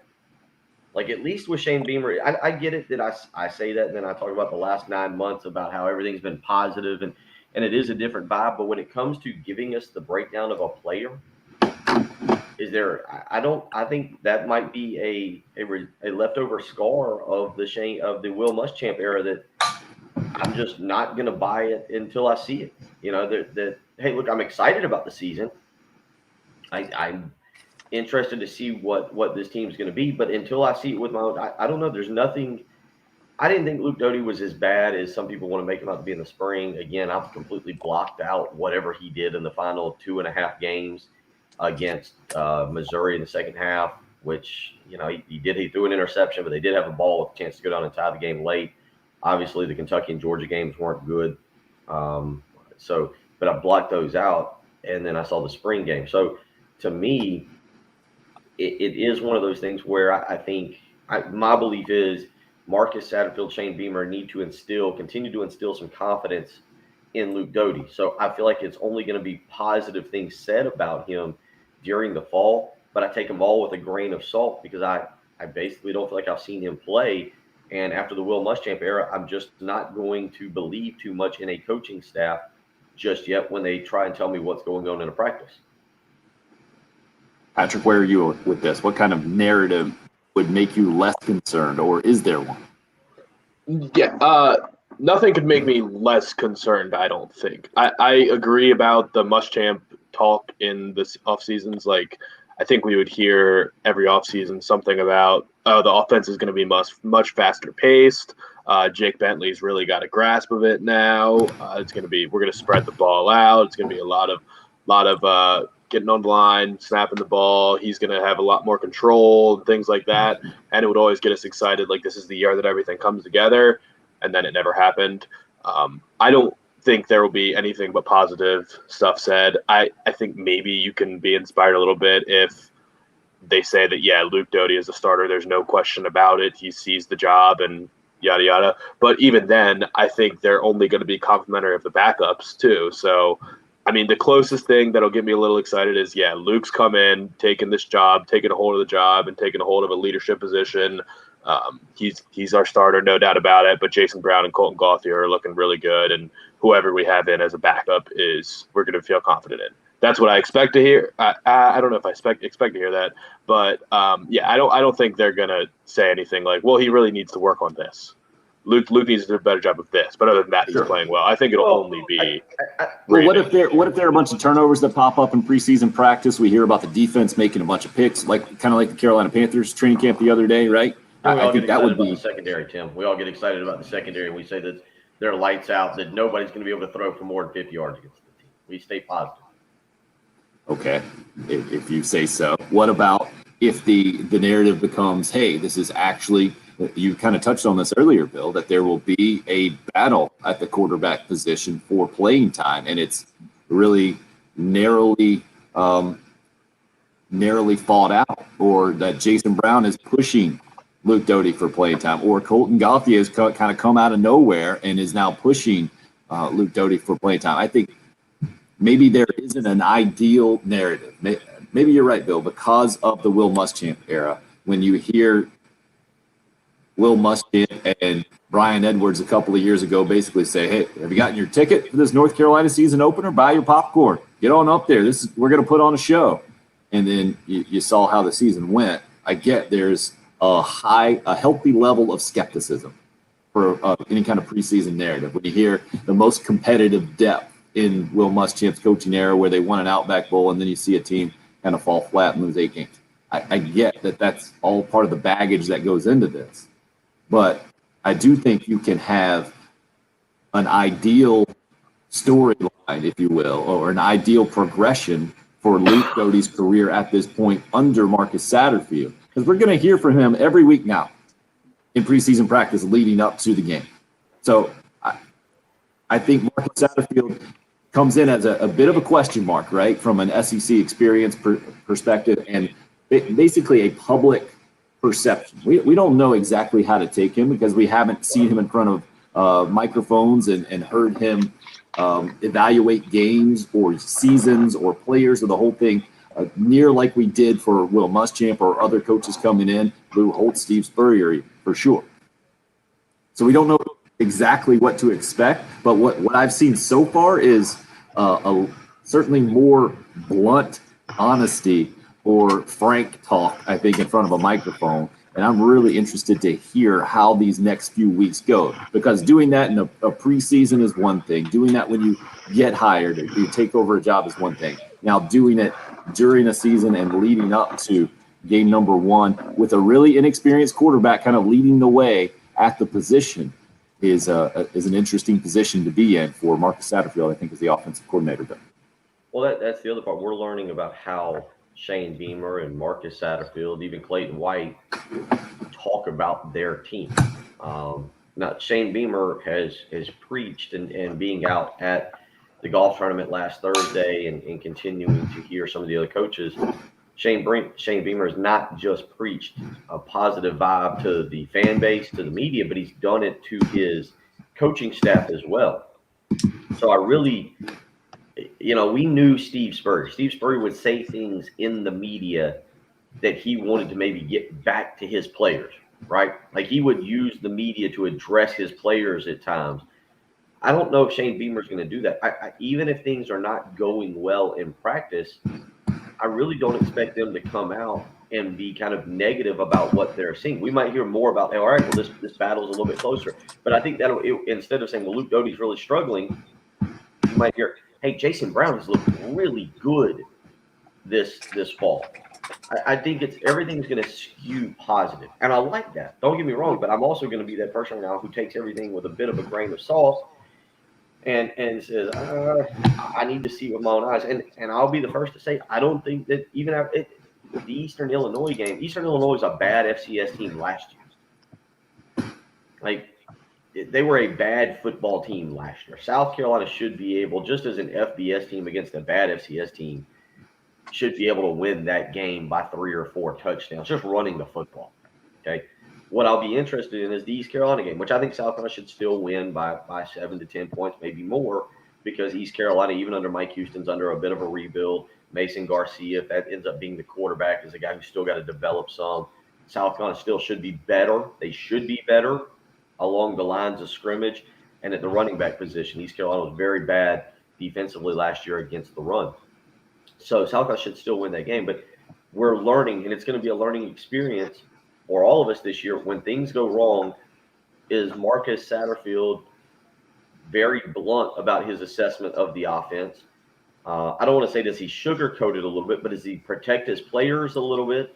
Does he throw his guys under the bus? Like, how does he handle it? How does Shane Beamer handle a loss in the post-game press conference and on the Tuesday press conference? Because right now, I know there's no games that have been played that mattered, but all we've seen every time Beamer has stepped in front of a podium is big smiles and laughter and more of a laid-back, relaxed atmosphere. How does that look if you go into Athens and you lose by 3 or 4 touchdowns and you have 5 turnovers? What does it look like? So we're not just learning about this team. We're learning about this coaching staff as a whole and how they address things, because in the future, then when you hear the coaching staff and they say something positive, you go, Well, the last time we heard something positive, it didn't turn out that way. Or the last time they said something negative, we knew they were being Lou Holtz-ish and saying, "Oh yeah, you gotta focus too much here on this bad team they might get." So there's a lot of things we're going to learn about this coaching staff and how they handle things as we go through a full fall camp. Craig, weighing in on the Facebook live stream, says Marcus Satterfield has to be careful saying Luke Doty can be an upper echelon SEC quarterback because as soon as he goes 15 or 12 for 25 for 135 yards, I won't. But some fans will say it's the same coach speak. It's an interesting situation. And again, what we hear today from Shane Beamer will begin to start to put a little bit more context into how he sees at least starting preseason practice. And then as we continue to hear from Marcus Satterfield and Clayton White on both sides of the ball, that is, for the next couple of weeks, will be interesting to shape how we see it and how we kind of evaluate those guys as well. And Luke Doty, far and away, is leading the way. And Gamecock quarterback always is, and that's another thing that I want to go into as we continue to roll on here. We'll kick off the second half of the show next because I've seen it through the years. Dylan Thompson, record-setting 2014, most yards ever thrown for by a Carolina quarterback, and yet fans still consistently unhappy with a guy who didn't win them more than 7 games. So that goes into, I think, the expectation of the quarterback position from a Gamecock fan's perspective. Maybe it's a little bit different after the Steve Spurrier era and knowing that this is post-Will Muschamp era. I'm not sure. We'll see as we continue to discuss. Love to hear from you. 803-404-6100 is the number. You can call or text. It's the early game here on 107.5 The Game. This is South Carolina head women's basketball coach Dawn Staley, and you're listening to the home of the Gamecocks. KT, FM, Eastover, Columbia, 107.5 The Game. You might have one more summer vacation planned for you and the family. If you do, you're probably having to load up the old vehicle, get out and go somewhere. And if you need a new vehicle or if you need a certified pre-owned vehicle, I've got your one-stop shop. You need to hit Love Chevrolet right here in Irmo on I-26 between Lowe's and Frankie's Fun Park. They've got the largest selection of vehicles anywhere here in the Millis that you can go to right now. 14 acres of brand new Chevys to go to. You've also got an incredible certified pre-owned lot, guaranteeing you will feel confident in that purchase of a pre-owned vehicle. And of course, I always mention the incredible sales staff. I was out there last week getting the Tahoe serviced, getting it ready for some tailgating this year, maybe one final family trip here in the month of August, and they take care of me, whether it's Mackie in the service department, whether it's Josh or Luke or Mike Corley out there in the sales department. The great folks at Love Chevrolet have always got me taken care of. They'll do the same for you, not because you're me, just because you're you and because you need to be taken care of. So if you're looking for a new car or truck, the folks at Love Chevrolet have got you taken care of. And if you're looking for a certified pre-owned vehicle, you won't find a better place than Love Chevrolet. I-26 in Harbison between Lowe's and Frankie's Fun Park. Get out to Love Chevrolet today and find new roads.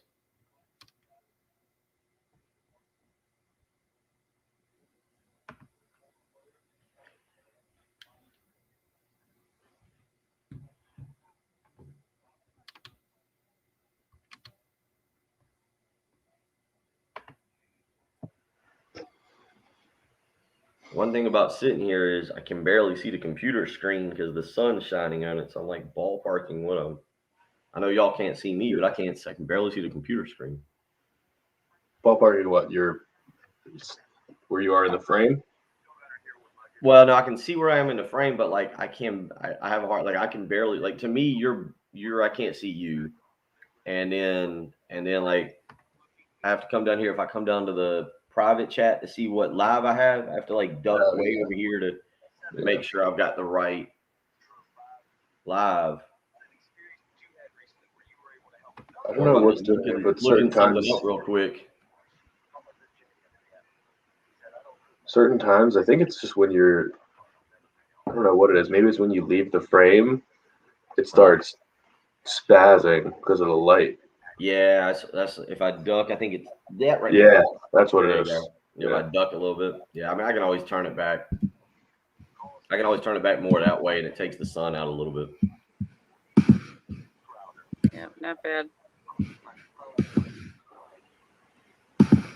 Watching France and Slovenia play for shot against the USA. In men's basketball, Yep. Can we take them? well, France is already beat us. right. Yep. That would be an excellent rematch. That would be the one people want. Is it Doncic? I think people might want Slovenia, Slovenia, because of Luka. Right. Yeah, because we'll love it when Luka puts up 52 on us and we lose to Slovenia in the gold medal game. Luka and Zoran Dragic. Oh, the lesser drop. How about the Heat, buddy? Kyle Lowry, Jimmy Butler. Got us a little Bam action. If Oladipo can get the knee and hamstring healed, I like what we got. I'm not a Kyle Lowry fan. Of course you're not. You didn't get him. I would not want him. You said that about Westbrook too, and then you obviously fell in love with him. And then I'm glad that he got traded. The Wizards are such a weird team now. We have one superstar, and then our 2 to 12 spots on the roster are just like all pretty good guys. We're probably the deepest team in basketball, but we don't even have a second really good player.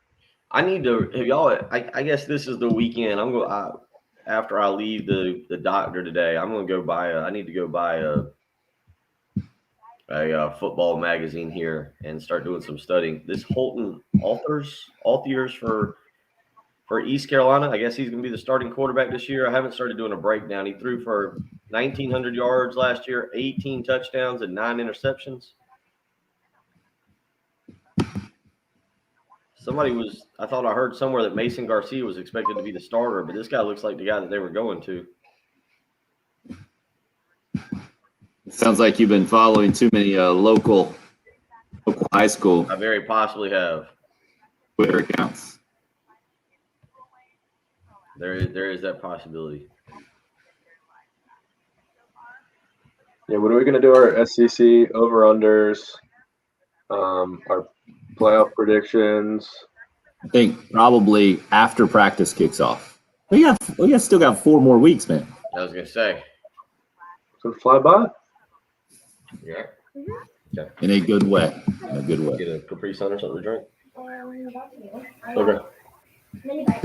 Got some mini bites. If you want a banana, get that other banana. That way you got some. That'd be good. A little banana, a little mini bites. I'd go ahead and start doing some stretches. Toe touches. Up and backs, is that what you have to call them these days? Suicides, right? Yes.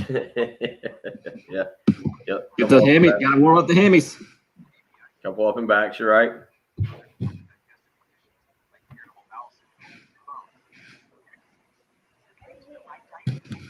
Huh? No, we got about an hour, less than an hour. We're gonna leave here at about 8:30. If you got some socks, I'd go ahead and put some socks on. I think your black socks are, if you want to wear those ones from yesterday, they're in my room. Look at the clothes hamper. You want to go with the long socks again? Love you. Those old jerseys fitting Austin yet, or what? No, he ain't grown that much. It is funny. Austin outgrew those last year. We got those little pennies that you can put on. They aren't fitting any of the kids. They're all wearing dresses out there. Yeah, guys are up. Hey, love for you to tee it up with us. We're celebrating the start of preseason practice today. The reporting for Gamecock fans, or Gamecock players, I should say, signifying the start of football season in a lot of ways. Today is the day that Gamecock report for preseason practice. And tonight, the NFL preseason kicks off with the Hall of Fame game. We'll have that for you starting at 7:30 right here on 107.5 The Game. As I'm doing the math, it's a little less than 12 hours away. I guess kickoff, I think, set for about 8 or so. So still a few more minutes more ahead of 12 hours for kickoff tonight. But Friday, August 27th, 8 days before that season opener. Going to be out at Charwood Golf Club, celebrating 14th anniversary of 107.5 The Game. Love for you to be a part of the golf tournament out there. We'll have Panera Breakfast, Little Pigs Lunch. Going to raise some money for Camp Cole. It's a 4-person Captain's Choice event. Tees off at 10 a.m. Brought to you by Integrated Media. Just give Charwood a call to register at 803-755-2000. Going to have tons of fun there. I think the trophies have already been ordered for first place and last place. That first place team also going to get a trip to Kiowa, and we'll raffle off a pair of tickets to the season opener for the Gamecocks and Eastern Illinois, which goes into our conversation right now, Bill, about positions of greatest concern, where quarterback's leading the way, and almost has us fast forwarding through that first game, because this is the Ryan Hilinski effect, or the Charleston Southern effect from a couple of years ago, right? Where Ryan Hilinski goes out and could not have had a better debut against Charleston Southern. And then Kevin Harris pops in that game and looks like Earl Campbell back in the day.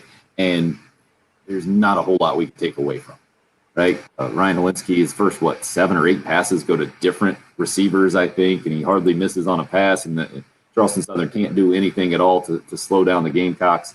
And then it's Alabama after that. So what do you take away from that Charleston Southern game? Not a whole lot. Hilinski actually kept this positive momentum going against Alabama, and then it kind of fell apart after that. But my point to this was what you talked about. Eastern Illinois, not a good FCS team in the spring.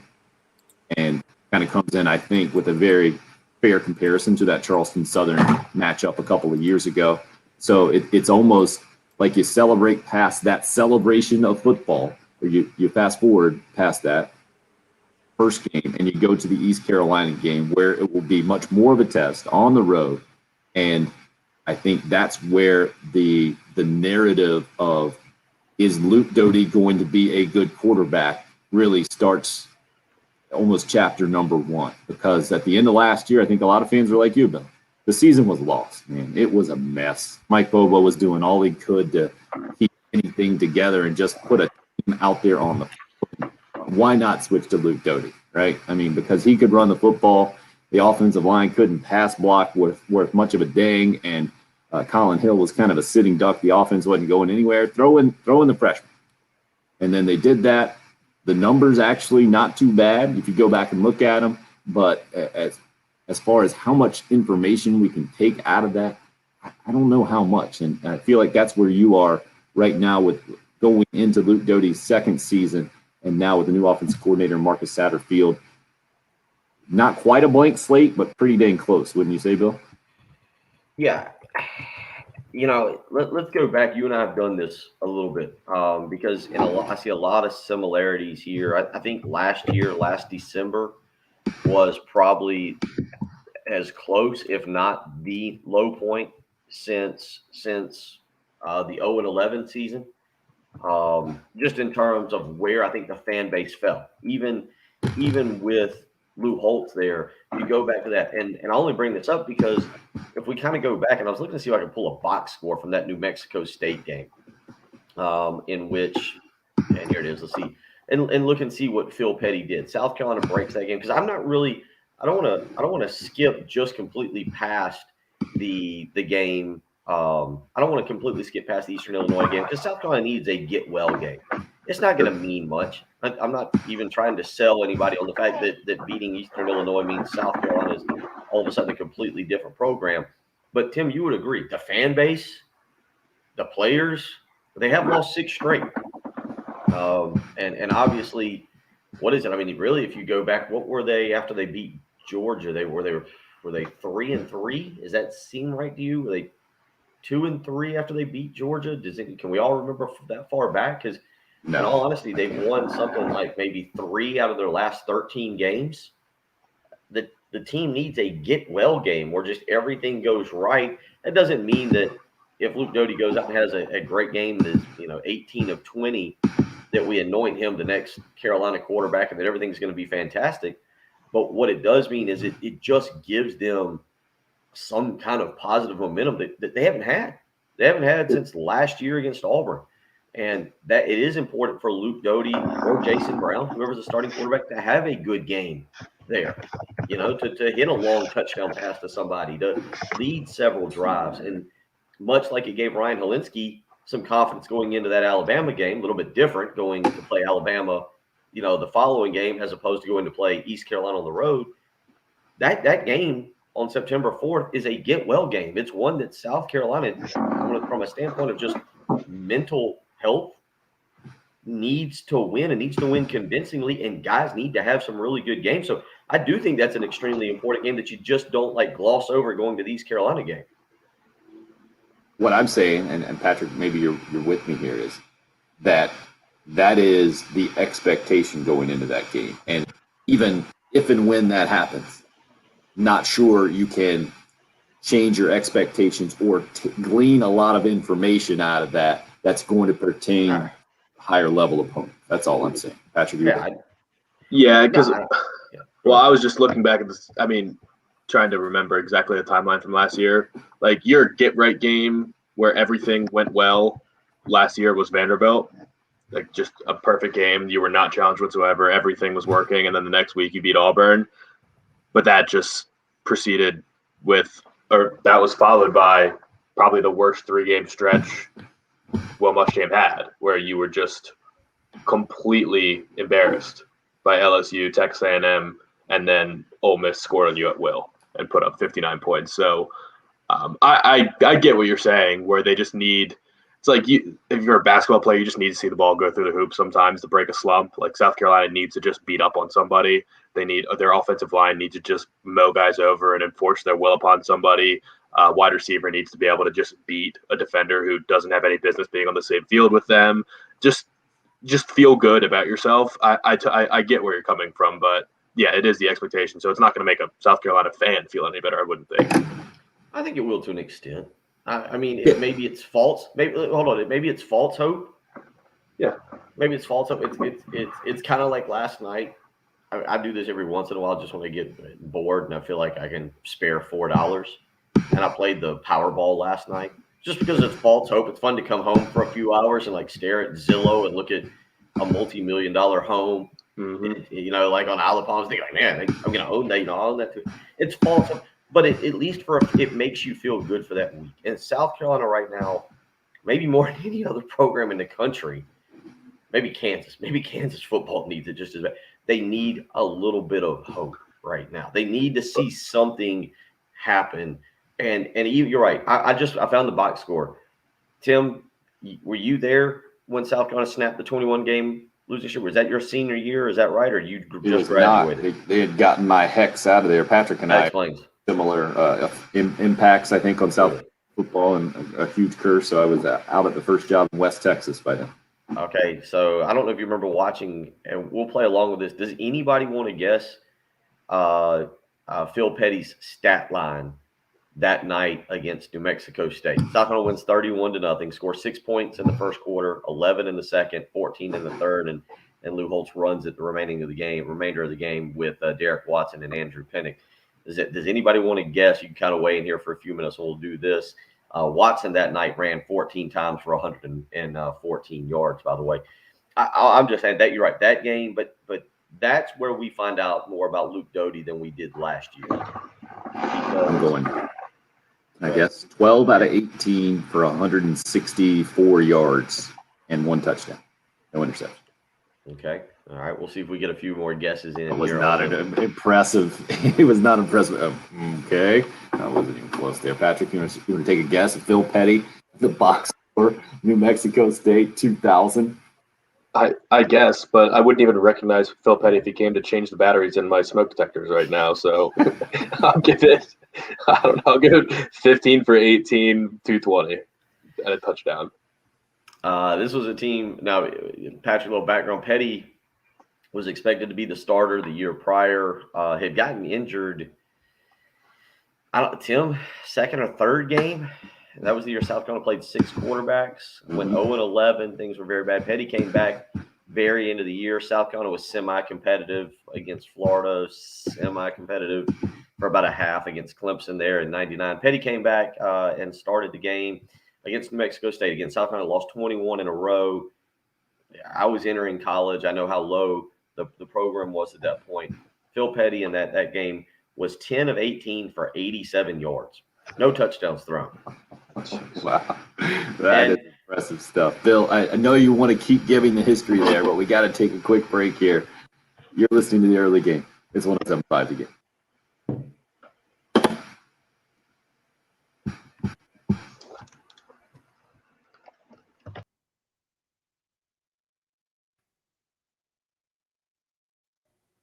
End of summer is coming. That means one big pool party left to have. And if your pool's not clean, it's not going to be a fun pool party. Not like jumping into a pool full of algae or it's dark and you can't see the bottom. That's disgusting.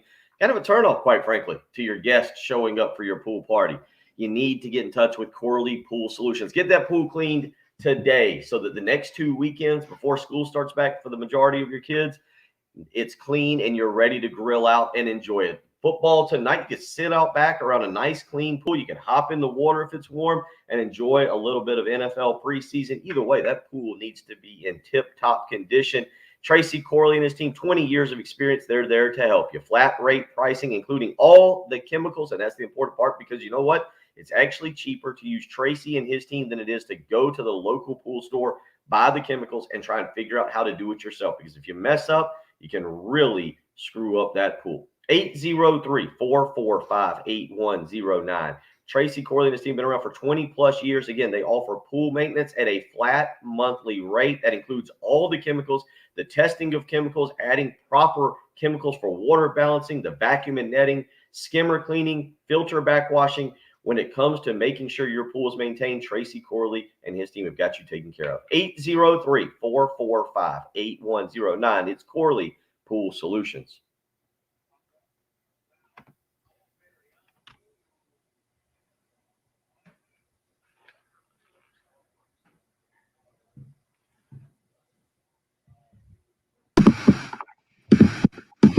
We got the 8-year-old upstairs by himself as the 6-year-old is off to the dentist.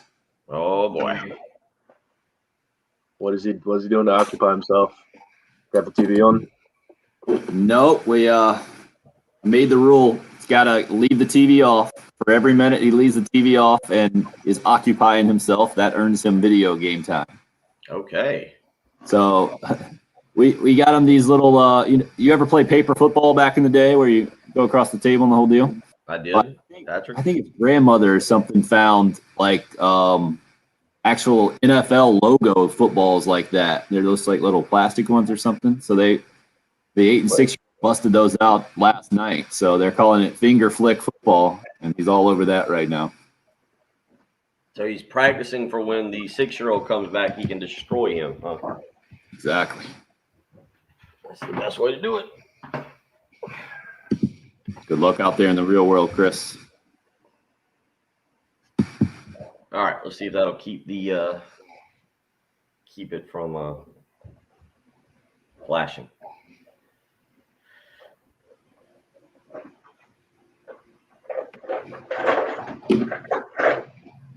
By the way, Eric Kimry in that game, 4 of 7 for 62 yards. So on his 4 completions, he almost surpassed Phil Petty. Nice.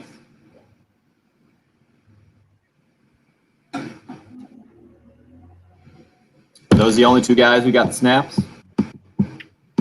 At quarterback, Rod Wilson threw 1 pass, and apparently Mikael Goodman took a snap or 2. Derek Watson had 14 carries for 114 yards. Phil Petty had 5 carries for 43 yards. Pinnock had 12 carries for 31 yards. Ryan Brewer had 2 carries for 15 yards. You gotta bring your props there, Carrot Top. What's going on? Is this what we're talking about? Yeah. I think that one looks like leather or something, though, right? It is. Yeah, that one is not quite as nice as my kid's plastic ones. Impressive. You could just bust that one right out. I had to dig through my toy bin. That might be a fun bottom of the hour live stream segment. I have a great toy bin. Great toy bin. We actually, when I was in like 6th grade, I think, 5th or 6th grade, we actually had in our class, we had a like on the desk, the Finger Flick Football League. We had one guy who was a commissioner, and he would set up games, and we would play. So like we'd had to change classes. So like all of us would run to the next class, and you'd have like 5 or 6 minutes to get a game in. Yeah, I could never make them. I had to have a friend make them for me. Oh, we had an official Folder. ball that only our official paper ball that only the commissioner could make. Just We're a few headed back seconds in. here. You're gonna have about 45 seconds. Guys, are up. Paper football is the discussion on the live video stream. As we head towards hour number 3, we got to discuss the latest wrinkles in possible Deshaun Watson and his future, possibly being traded from the Houston Texans. Who is seriously interested, and could it actually happen right now with his situation? And we'll continue our Gamecock football discussion for sure. Bill just went through more of the box score from that 2000 New Mexico State game. How about it? Huh? 4 of 7, 62 yards. Kimry was slinging it all over the yard. Not bad for a 107.5 The Game lunch host. Hour 3 coming up next here on the early game. Clear.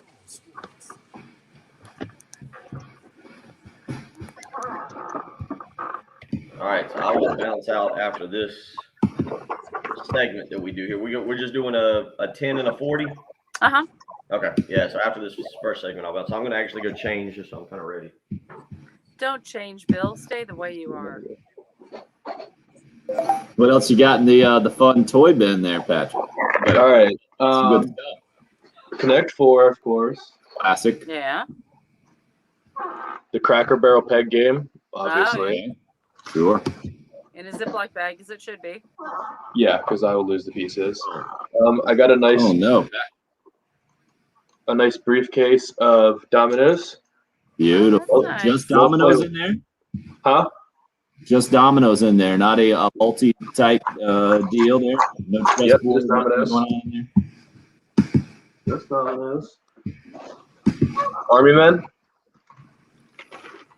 Wow, strong collection. Ball in a Cup. Oh, the old yeah. World Cup. Classic. Let's see if he. That's 2. I'm guessing he can do it. 5, 3. Yeah.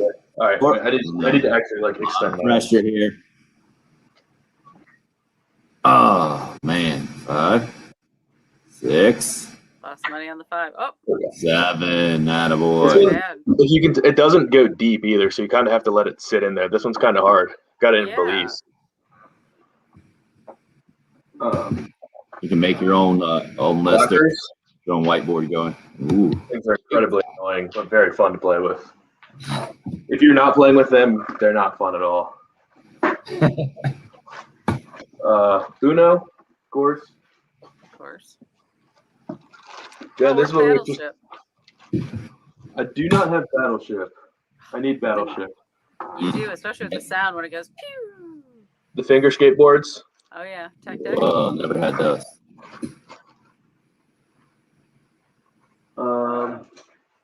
This thing is just a treasure chest. Oh yeah, this is the one with wheels. Do you have spoons? No. Kinetic Sand. You've heard of this stuff? This stuff is awesome. Yeah. Yeah, see, now you're showing your age. Never had that option back in my day. Multiple fidget spinners. One's Yeah, a Ninja Star fidget spinner, one's a Captain America shield. Whoa, that Ninja Star one looks dangerous. Right? This is a little thing I got for doing a survey in Darla Moore Business School one day. It's just like has a little marble in there, and you just like kind of flick it back and forth. It's just a little fidgety toy. First thing, uh-huh. And then Mighty Beans. Anybody ever know what Mighty Beans are? No clue. I've seen them in the store. They have a little like thing in them, and they like roll around. They're supposed to like roll around in you. You can race them and stuff. They're pretty fun. That freaks me out. Yeah. And then a bunch of dice. Big dice and little dice. This is the coolest one. My chess set. But Is that a Chinese finger lock? no, it had a little latch on it, so I had to tie it up with a lacrosse shooting string. Very creative, sir. But this is a Russian chess set. So all the pieces are different. Like that is a rook. Whoa. That's a That's rook. a queen. Is it free to be a rook? Yes. Oh, Pawns. Like they're all cool. The pieces are all really cool. I would be so confused playing that. Gold. They're like silver and bronze. Wow. Big time, baby. Yeah, my grandparents got that for me when they went to Russia like 20 years ago. That's really cool. I never learned to play chess. Yes, Jack all of three. these are missed. I've got a like a chess made simple game where you pull cards and you can only move that piece. 6-year-old will play it, so you can come play at our house anytime you want to. Yeah, I appreciate that. Maybe I could learn. I recently took from my house Poker for Dummies because I don't know how to play poker. Oh, Yeah. see, we need. I I thought need we, to did we learn try to too. teach you that on the show once? I think so. And at one point, I did know how to play, but I just forgot what all the hands are. And if you learn it one night and then don't play it again, Right. Right. I'm gonna go check on my 8-year-old real quick. don't know why these are in here, but I got black lights, Oh, UV fun. lights from when I was a bouncer. Uh-huh. Good call. I wonder if I'm still certified by SLED. I don't know. Oh, did you have to be to do that? Yeah, we got a lesson on how to check IDs. I think that's it. All the toys.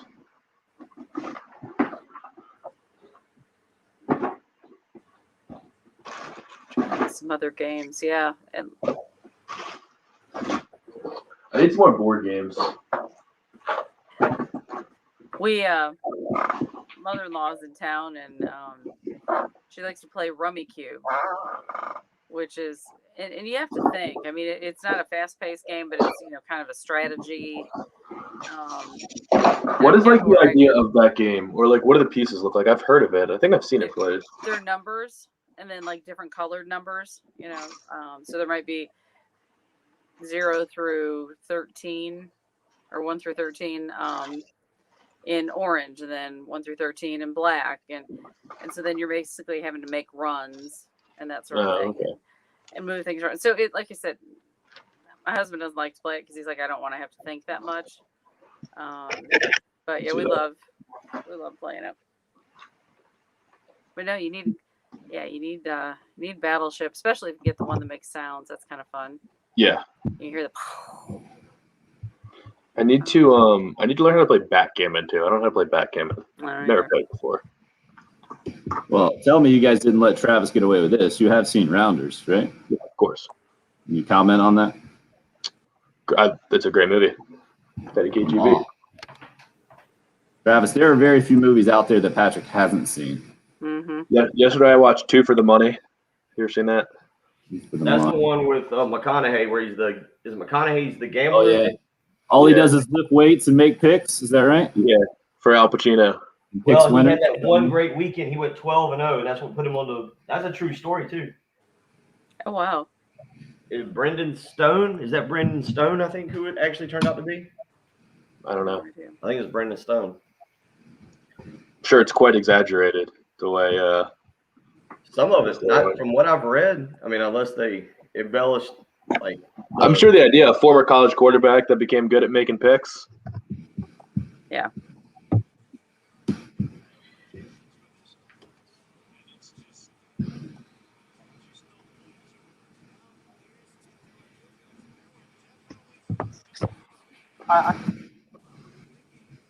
You're up. Here's why I like where we're at. Actual practice is going on in the NFL. Actual practice kicks off for Gamecock football tomorrow. Actual football instead of just football speculation. We've all talked Oklahoma and Texas to the SEC and college football realignment a bunch the last week, 10 days, maybe 2 weeks, whatever it is. And now the NFL conversation has gone to, hey, there's a report out there that talks are heating up between the Eagles and Texans about a potential Deshaun Watson trade, and the Carolina Panthers are monitoring the situation. And now Pro Football Talk I'm seeing right now says, despite that report, no, that's not happening. I feel like that's where we are right now before football really gets going. Fortunately, we're going to have more actual football stuff to talk about, like we already have out of the NFL with some injury issues and Carson Wentz and the Colts and the whole deal. Patrick, just quickly, what do you make of this Deshaun Watson wrinkle lately? Because to me, I find it very hard to believe that Watson is tradable at this point. And that's kind of the point of this Pro Football Talk article I'm reading, because the possibility of prosecution is still very much looming over his criminal issues right now, criminal charges, I should say, police issues.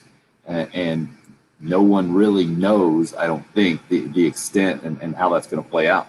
Yeah, we talked about it. We didn't talk about it on the radio. We talked about it in the live stream. But Chris Trapasso from CBS, Bill saw the tweet last night. It looked like late last night he put out the tweet that the Eagles and Texans might be talking trade. And yesterday, Florio from Pro Football Talk also put out that the Panthers have been monitoring Deshaun Watson. I fully believe that the Panthers and Eagles are monitoring the situation very closely because it's just smart to do your due diligence and do your own research and try and figure things out. But I totally believe Florio when he says that the rumors of a trade actually being in the works are false. It can't be. You can't, as an organization, be legitimately making offers at this point when the situation is what it is. I mean, it's still wide open. And I think the situation as a whole is still crazy that it's at this point where he's holding into camp and they're saying he's hurt. I doubt he's hurt, but he doesn't want to play for them, and they don't really want him to be representing the organization on the field right now either.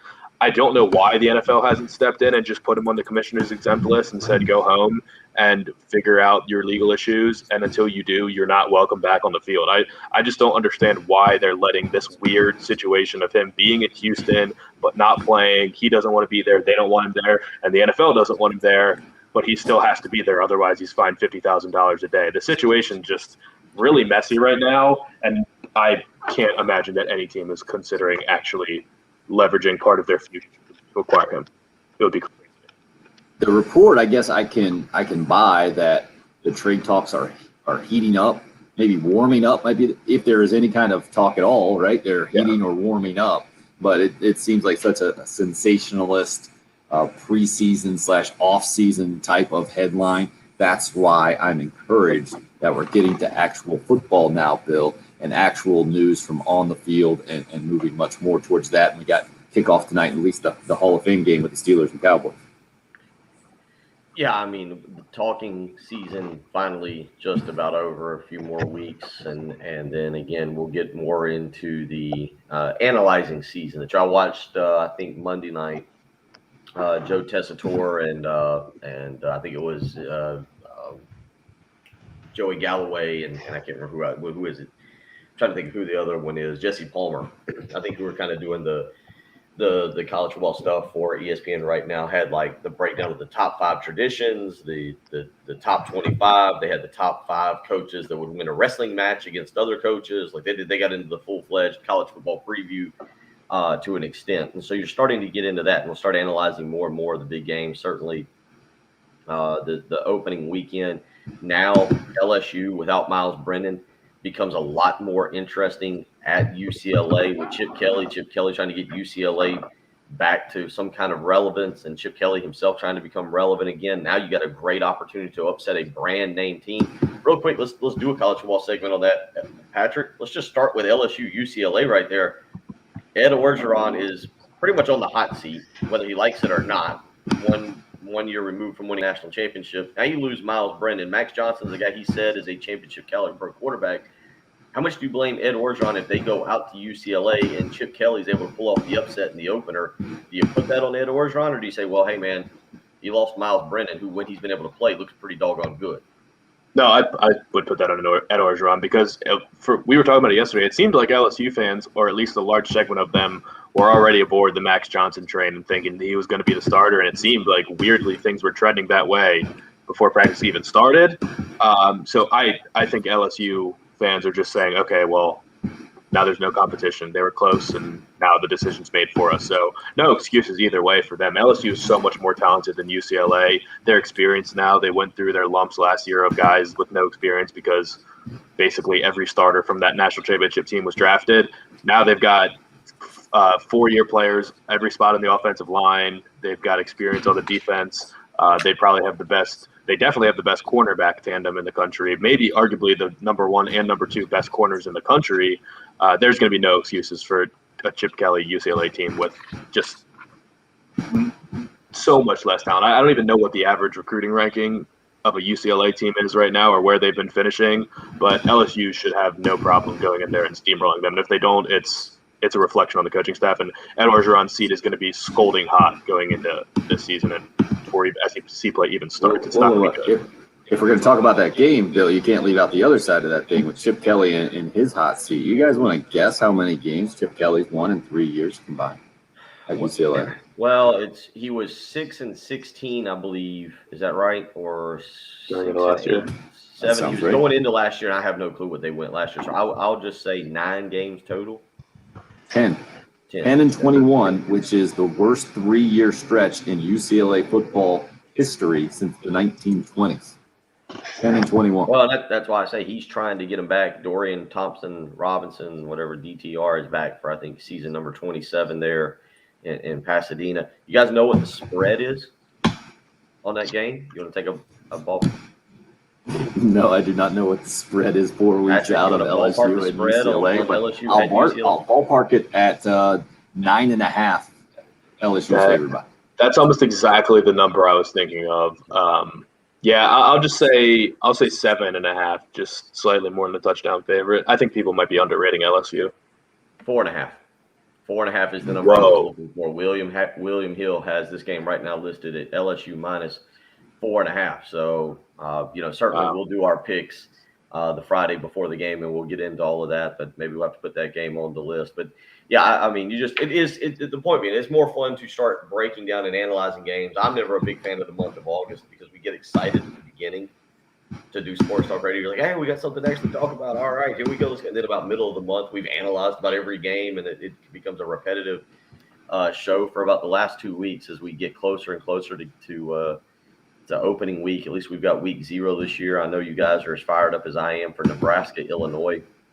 And by the way, that UCLA team that we're talking about does play on the 28th. They play here at the end of the month. They will host Hawaii at 3:30, so we'll get a chance to see Chip Kelly and that UCLA team. They'll have a warm-up, should have a warm-up under the belt before LSU as well. LSU, that'll be a good one that we'll get to talk about here in a few weeks.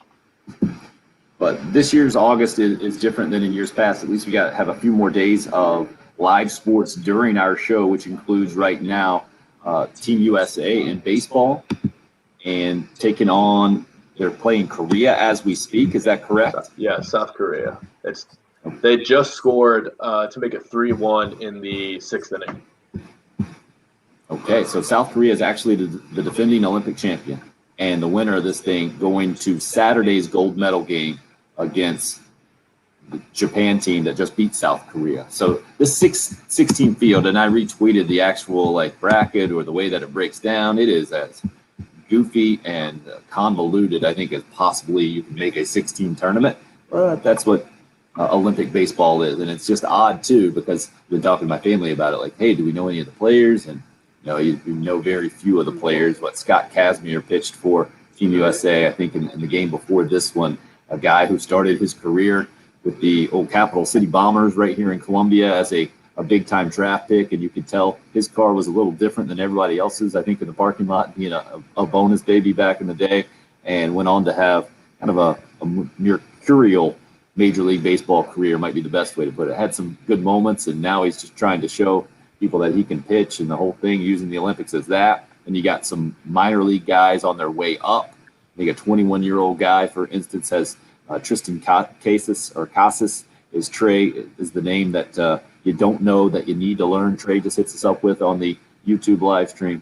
So an odd situation, I feel like, for us watching Team USA baseball, but at least might have a chance for a gold medal as if they continue to hold on to a lead right now. And having live sports during our show, Bill, always a big bonus. Makes this August just a little bit different than other Augusts for sure. Having some live NFL action tonight with a couple of Gamecocks involved, and Rico Dowdle sitting as the third string running back for the Dallas Cowboys, set to get a lot of playing time, I would imagine, tonight against the Pittsburgh Steelers. And this will be the first time Israel Mukuamu will have a chance to prove that he can play in the NFL. I looked up the depth chart a little earlier for the Dallas Cowboys, and Mukuamu not listed in that defensive secondary. Is he going to be an NFL guy? Do you think he can play in the NFL? We'll find out. I don't know. That's a great question. I'm interested. I think a lot of people think that at the end of the day he ends up at safety, and maybe I think a lot of people think that's where he should have been playing all through his career. But we'll find out. And you're right. Probably get a chance to see him tonight. A couple other just kind of former South Carolina Clemson guys. I see Ray McLeod is second team for the Steelers there at wide receiver. Looking to see if the Steelers had also picked up any other Gamecock or Tiger players. Melvin Ingram. Forgot about him. Yep, second team for the Steelers there at the Sam linebacker spot. So I have a couple guys there that you'll be able to catch and keep up with tonight. And Mukwamu will certainly be a guy that'll be interesting. And you're right. I would assume Rico Dowdle would get a couple carries there in this game and a chance to see what he can do. I'm guessing more than a couple. If you're sitting third string running back, I feel like you're set to get the bulk of the carries. I would imagine as they go in tonight, especially since you played this game a lot earlier than other preseason games you played. Probably want to rely on a guy who's been with the organization and knows what he's doing. I would assume Rico Dowdle kind of that guy for the Cowboys tonight. Yeah, it's a bonus preseason game, so no shot Zeke's going to suit up. I would be surprised if Tony Pollard suited up as well because he's a very crucial part of that offense. People would argue that he was better than Zeke last year in his limited touches. So, yeah, I would think that Rico Dowdle and whoever they picked up as an undrafted free agent, whatever rookie running backs are out there, they're going to carry the load for the Cowboys. Rico Dowdle, I would assume, will probably have the most carries on the team tonight. Yeah, and if you're looking for Dak Prescott to be back in the Cowboys uniform tonight, you're going to be disappointed as well. That's not going to happen, but at least we will have some football. Certainly going to catch that to some degree. To me, this is more like getting back into the football watching mode, and just the fact that we have a legit football broadcast tonight is what the Hall of Fame game has always kind of meant to me more than anything else, more than taking away a bunch from the actual on-field play because it's so early in the preseason. I think it's one of those things where you can't take a whole bunch, but just to hear the sounds, to have people back in the stands, I think from the NFL perspective is going to be what I am looking forward to most tonight and will probably appreciate the most. I will be really interested to see how this game rates compared to primetime Olympic coverage tonight. I'm assuming the NFL is going to beat whatever Olympics are on because it's tape delayed. But an NFL game that no one actually cares to watch, just shattering the Olympics, would be kind of a shame, but kind of an example of just how football rules everything here. I don't know. I don't know. I don't know where people stand. It's on Fox tonight, 8:00 game. I don't know where people stand on the NFL. And like you said, much less a preseason game in which you won't see Dak, you won't see Zeke, you won't see Roethlisberger. No, you won't see anyone that the casual fan knows. Yeah. But I assume the start of the game is going to be rated very highly. I think there will be a lot of people watching at least the pageantry before the kickoff, and then the first couple drives for each team, I would assume, will be very heavily viewed. I'll be enough. Look, I'm not gonna lie. We'll figure out something to grill out. Probably we'll put a TV outside and have a cigar and watch a little bit of the game. It will not be a 4-quarter game. The question will be how much I'll watch after halftime. How many snaps over under on 10 to 12 snaps after halftime. Yeah, the number compared to the start of the game and then the start of the second half, I think will be a massive difference for sure. But to me, that's not what this thing is about. 803-404-6100 is the number in the program. Love to hear from you this morning. Turn our conversation more back to Gamecock football as players are reporting today. Preseason practice kicks off tomorrow. You're listening to the early game here on 107.5 The Game.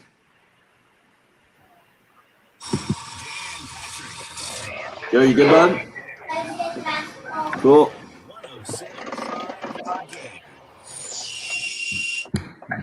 The movement in my house this morning, we got a dentist appointment going on. The 8-year-old getting ready to go play a little basketball right now. Reminds me of the toll our family takes on the carpeting, the flooring at our house right now. Fortunately, we have professional help because we need all professional help we can get. Zero Res Carpet and Air Duct Cleaning. Been out to my house several times. Did a great job cleaning my carpets. Also cleaned an area rug for us and then freshened up the tiles in both the kitchen and the bathroom. And man, our home just felt completely different both times after Zero Res has left it. It's like that new car smell translated into your home. I totally recommend that you get them out to your place, especially if you're like me right now. You got a 6-year-old and a 1-year-old boy right now, and around dinner times, it really turns into a big mess, and we need all the help that we can get. And Zero Res is going to do it differently than any other carpet cleaning service out there. They have a no harsh chemical policy in their patented powered water system. No harsh chemicals involved, so nothing for me to worry about at my house. That's especially important to my family. And then leftover soapy residue either, because there's no soap involved in that cleaning process. That's why my carpets have stayed cleaner longer. Yours can as well. And right now, cash in on their summer sale. 3 rooms of carpet clean, only $119 plus a free hallway. When you mention me, Tim Hill, that's Zero Res. Give them a call at 803-262-4020. Book online right now at ZeroResColumbia.com. Zero Res, spell it backwards or forwards. It's the right way to clean.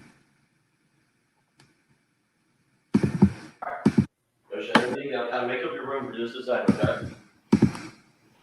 All right, Bill. Good having you back, man. All right. Yep. I'll be in for all show tomorrow.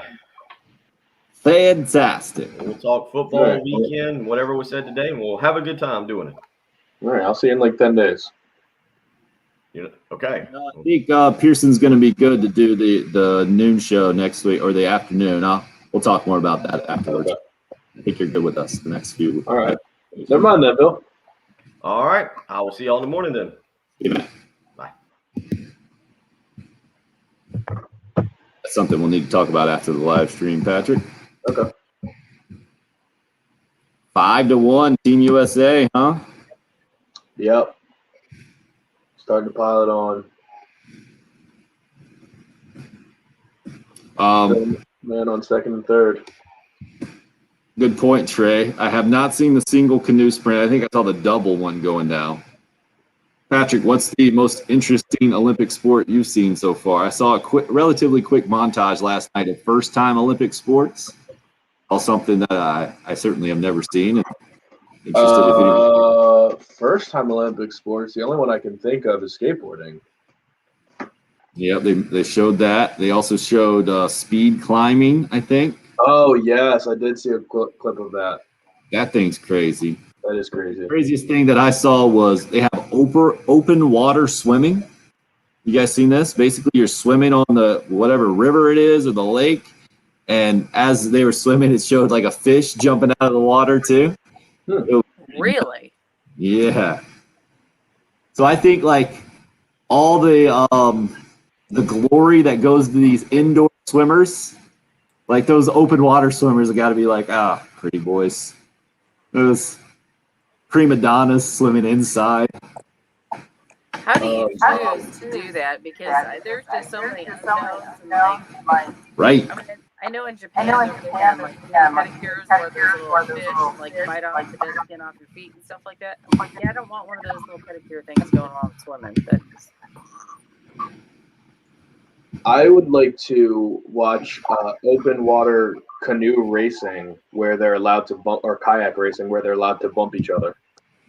Nice. Excellent. That's the next sport that I want to watch. Bumper boats, man.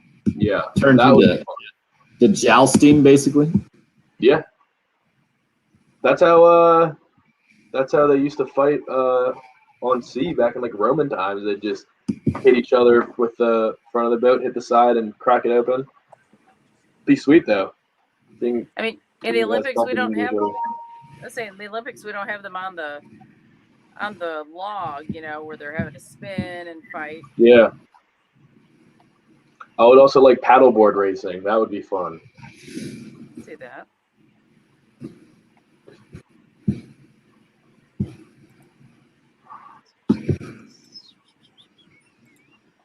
Olympic dodgeball, Travis suggests. It's only a matter. There you go.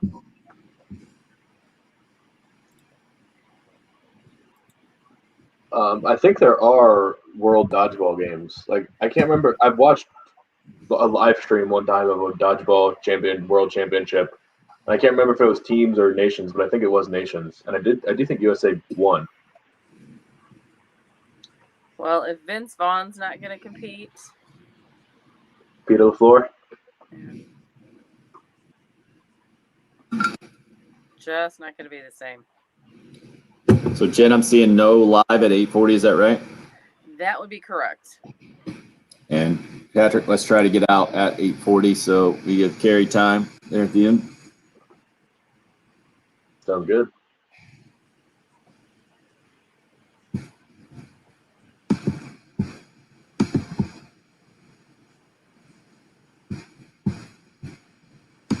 It's a 1-point game in this Slovenia branch game. How much time? 8 minutes left. Fourth quarter. It was a 10-point deficit a minute ago, and Slovenia's storming back. I don't know who I want to play. Yeah, I don't know enough about them. Either one of them.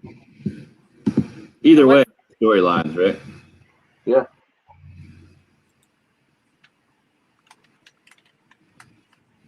I mean, Luka might be the biggest name in world basketball at this point.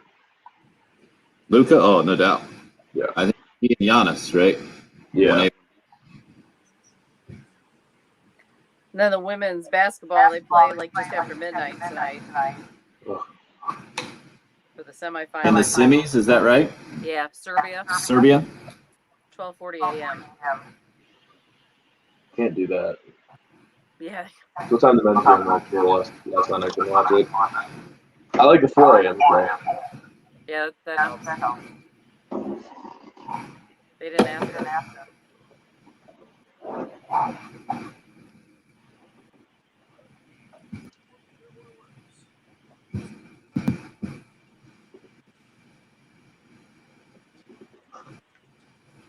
My guys are up. Hey, if you ever listen to this show and you get frustrated and say, when are these guys going to talk sports? And you don't even want to wait on hold, just call the Hot Take Hotline, vent it, get it out there, man. 803-978-6654. The Hot Take Hotline there for you 24/7. Sponsored by Twin Peaks for the men who never settle. You can go see them down in the Vista, 600 Gervais Street. The Hot Take Hotline, again, sponsored by Twin Peaks. But this morning is not one of those mornings. Let me give you maybe the nerdiest update I have ever given on this show from a sports nuts and bolts roster management situation. Carolina Panthers, the news note I just saw does have a Gamecock football implication. That's the only reason I'm bringing it up. The Panthers just waived another punter they had brought on to challenge former Gamecock Joseph Charlton. So good news for Joseph Charlton. Looks like he's going to continue as the Carolina Panthers punter. I can't even pronounce it looks like Oscar Dragujevic. I can't pronounce his last name. Dragujevic, maybe it might be how you pronounce it. But he has been waived this morning, and the Panthers have signed a veteran running back in Rod Smith, continuing to make some roster moves at this point early on in camp. And I'm stealing this news from Joe Person, who used to cover the Gamecocks, now covers the Panthers for The Athletic. He says the long snapper is the only current special teams competition going on for the Carolina Panthers. So as football nerd as possibly we can get, actually, James and Sumter wants to add to that. We were talking about the local guys in action tonight in the Hall of Fame game between the Cowboys and Steelers, and James, who's in Sumter, points out very aptly that former Sumter High School and Georgia Tech standout, All-American punter Presley Harvin, punting for the Steelers tonight as a 7th-round draft pick recently. Patrick, yeah. Feel your football fix there? Does that feel it? Yeah, I'm now researching Oscar Dragujevic. It's a tough one, right? Yeah, that sounded pretty good to me. Shocked to find out he's American, from Pflugerville, Texas. Hey, old P. Pflugerville, huh? That's a tough one too. And where did he play in college? Is he a rookie? What's his deal? Well, he played college soccer at University of North Texas. Mm-hmm. He's 51 years old. No way. That can't be right. Maybe this is that's got to be senior, right? Maybe there's a junior out there. Oh my goodness! We heard about that. Yeah. Okay. Dude, the internet. So his dad played. Yeah, his dad played for a long time. A wealth of information, but sometimes wild. It can lead you in the wrong direction. So you got something on junior? Same deal though. No, nobody knows anything about this guy. He played college football at Washington State. There you go. And Incarnate Word High School. Now we've broken down the the waved punter from Carolina Panthers. I do know Rod Smith that they just signed is the brother of Pro Bowl Cowboys linebacker Jalen Smith. Okay, it's all over. That's what Patrick Perrette can bring to the table. You can follow him on Twitter @_Patrick Perrette if you want to get even more breakdowns. And also, you can ride the Olympic emotional roller coaster with him. 7-1. Hope updates us on Team USA over South Korea right now that you're watching right in front of you. Yeah, I actually didn't even realize that because I don't know it might have been Todd Frazier at the plate, hit a fly ball, and I just said to myself, okay, this inning's over, and went back to my second screen, was watching basketball, and turned back, and I guess it dropped in between the second baseman and center fielder, but looked like a ball that should have been fielded, and the inning should have been over, but yeah, now America extends the lead. So it looks like it's going to be a rematch for Team USA against Japan in the gold medal game. Japan edging out Team USA the other day in the knockout stage, which we wrongly assumed that knocked Team USA out of a chance for a gold medal, which clearly it didn't in the 16th, maybe weirdest setup from a tournament I've ever seen in the Olympics for baseball. What about that second screen you're talking about? Basketball is the winner will get Team USA in the gold medal game, correct? Yeah, so Team USA was actually trailing Australia at halftime last night for us. I guess this last night for them too. I don't even know. It was like a midnight game, but they were trailing at halftime, and then I think Kevin Durant appeared to have had a massive second half, and people are saying it cements his place as the greatest USA basketball player of all time and potentially the greatest Olympic basketball player of all time. I would say that he probably needs to win the gold medal here to make that happen. But yeah, it's now 78-78 between France and Slovenia. France, who already beat America and has NBA players all over the place like Rudy Gobert, Nicholas Batum, and then Slovenia, who is Luka Doncic, and then a bunch of guys you've probably never heard of. 97-78 was the final score. Team USA over Australia, coming back from down 15 early on, I think, to win that thing by 19 and going away. And yeah, Kevin Durant, all-time leading scorer in Team USA history, and trying to become just the second guy ever besides Carmelo Anthony to win 3 gold medals. Will have to do it against either France or Slovenia. It will depend on who wins this game that Patrick is keeping us updated on by the second. Yeah, I think the good thing is if we had 20 minutes left in a show and this was 4.5 minutes left in an NBA game, there's a 0% chance it would finish before we ended the show. But hopefully this international basketball moves a little bit quicker and we can get the results updated and we can get a winner decided before 8:55. We'll do our best for sure on the day that the 2021 NFL preseason kicks off with the first Hall of Fame game, the only Hall of Fame game, the first preseason game of the season. Again, Cowboys and Steelers tonight. And what is it about a football broadcast that signifies the start of the season to you? That, again, I'll go back to that. That's what I look forward to most out of this Hall of Fame game. Very rarely do you get any kind of NFL first teamer versus first teamer, anything that really resembles what you'll see during the regular season. But the fact that you have the frontline broadcasters out there tonight, it'll be Joe Buck and Troy Aikman and just their way of talking about football. It'll be Joe Buck coming in and saying something relatively brief, and then Troy Aikman getting into his take, and just hearing those familiar voices talk about football, to me, that's what brings me into this. Is really the only reason I think I watch these things. I mean, tonight, those local implications and seeing Rico Dowdle play a little bit, seeing Israel Mukuamu, if he can get onto the field, how much he can get on the field, what kind of impact he can have, and trying to speculate whether or not he's going to make the roster or become any kind of contributor for the Cowboys. That's certainly what I'm going to have my eye on. But typically, year in and year out, it is that just I think it's the banter back and forth between familiar voices kind of welcomes me into football season and says, oh, hey, our friends are talking. They're back. This thing's back in. I'm really this gives me a warm, fuzzy feeling to a certain degree and lets me know it's about time to start football season, which is always the best time of year in my opinion. Patrick, what about you? Yeah, well, this one will be cool because, like you said, it will be a full-on broadcast. Like the super high def cameras will be out there. We'll have the Fox football music. We'll into commercial breaks. We'll see Cletus the robot spinning footballs and things like that. Just all the things that you love about watching football on Sunday.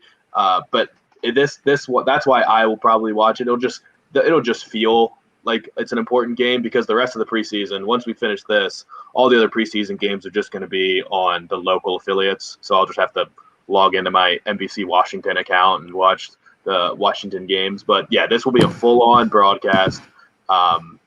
Troy and Joe are probably the most. I mean, it's Nance Romo and Buck Aikman. So it's just it'll feel right. The NFL has the broadcast down to a science. They know exactly what they're doing. So I'll be excited to hear that music and watch for probably 3 drives apiece.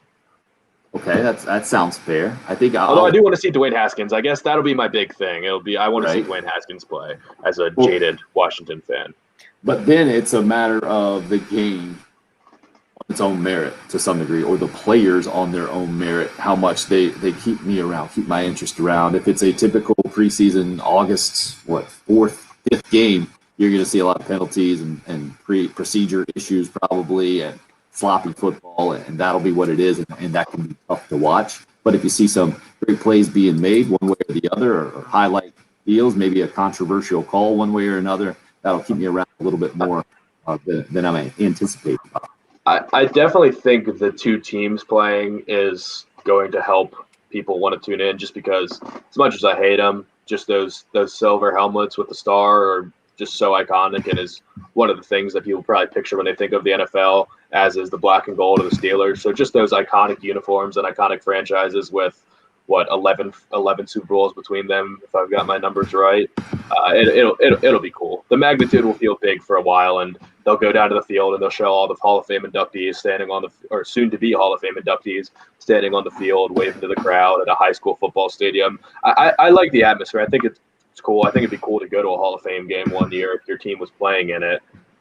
But yeah, it'll have my attention until about 9:30.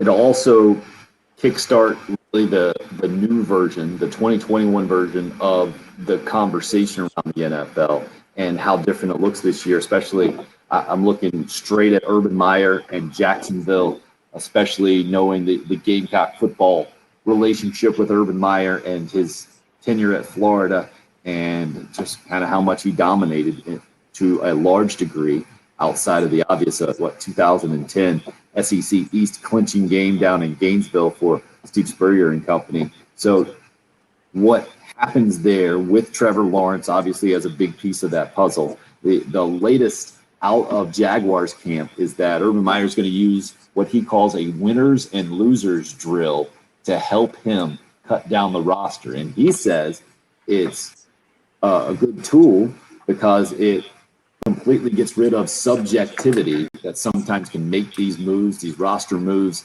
murky in his opinion, where a guy kind of is his record. From that standpoint, I kind of like that. It seems really simple and relatively objective, right? The story reads that Tim Tebow was lined up with former Panthers tight end Chris Manhertz, and they had to do a special teams blocking drill. And Manhertz won, is how the article on ESPN.com reads to start, and they ended up going 4 times, and the record was 2-2. I guess the problem would be, right, especially knowing the Urban Meyer and Tim Tebow relationship, if Manhertz wins a couple of times, and they never said how many times they were going to go to define who's the winner, and they just keep giving Tim Tebow second chance after second chance. Like, oh, let's do it again. Let's do it. Run it back again. And then you get clear favoritism there. Nobody expects. Maybe this is like a defense mechanism for Urban Meyer specifically in this situation, because I fully expect Tim Tebow to be on the roster for the Jacksonville Jaguars, the 53-man. I fully expect that to happen because of who he is, his relationship with Urban Meyer, and because I find it hard to believe that he can't bring some value to a 53-man NFL roster. As you shake your head, Patrick, why do you disagree here? I don't think he can be on this roster. I think that's going to – we talked about how like veteran NFL players are going to feel about the college style of coaching and doing head-to-head blocking drills for your job. Like they're not going to like things like that. And from everything I've heard about how camp is going, Tebow looks good in shorts and a jersey with a helmet on. But when those pads have gone on, he's not been good. He can't block. People are saying that he's undersized. And the other thing you keep hearing is he has good hands, but when he's out there, he just catches with his body. He's not extending his hands. He's not reaching for the ball. He's only using his body. And if players are watching this and taking note of it, I don't know how you can rationalize to the other players on your team, we're keeping this guy who is obviously not as good, doesn't bring anything to the field as a blocker, and doesn't catch with his hands, and is probably going to bounce balls up. He can't make contested catches if he's not using his hands. Things like that make me so interested about Jacksonville because their ceiling could be very high. They could win that division because the Colts have injuries all over the place. The Texans are awful. And who knows when the wheels are going to fall off of the Titans as a contender as we know it. They're relying on a lot of older players. They don't have a good defense. So if Trevor Lawrence came in there and was good and some of these college-y, Urban Meyer-esque offensive things work out, the Jaguars could be a surprising division winner. But also it could just be the most disastrous season if the players are not receptive to Urban Meyer's coaching. And clearly he's playing favorites and things like that. I would be surprised at this point if Tim Tebow makes the team, and I don't think players in that locker room are going to be happy if he does. Just this experiment is wildly interesting to me. We had a listener earlier mention Jimmy Johnson and make that comparison about how he brought some of his college ways that obviously did work for him with the Dallas Cowboys. Yeah, he's the exception, though. Most guys, it doesn't work out well. Pete Carroll, another exception where it has worked well, the college to the NFL transition. But I don't think a lot of those guys came with quite the baggage that Urban Meyer comes with in a lot of ways. The burnout and the retirement and then the back in the game. And then now with the Tim Tebow relationship with the Jacksonville Jaguars while managing Trevor Lawrence and the whole deal. It is going to be one of the most fascinating parts of the next few weeks in the NFL in a lot of ways, something to keep an eye on for sure. Right now, we need to take a quick break. When we come back, Darlington Raceway President Kerry Tharp getting a little extra busy as Darlington gears up for the Labor Day weekend. And as a former USC Sports Information Director, he knows all about what's been going on in the last several weeks, gearing up for Gamecock football practice kicking off tomorrow. We'll discuss both of those issues with him, and who knows where else it'll go. We'll make fun of Bill for sure. It's the early game. It's 107.5 The Game. 7 Sports Station. There. 107.5 The Game. Do one last check on the 8-year-old here. You all done with the toy bin, Patrick? With the what? The toy bin? Yeah, I got to put it back in my coat thing. You'll be happy to know the New Orleans Saints won the first Super Bowl from the 8-year-old upstairs. Nice. Good for them. Finger flick football Super Bowl of the day. It's probably because you're wearing their shirt. Yeah, it's just in the air. And so was the, you fixed the smoke alarm? For now, I guess. Thought I fixed it yesterday.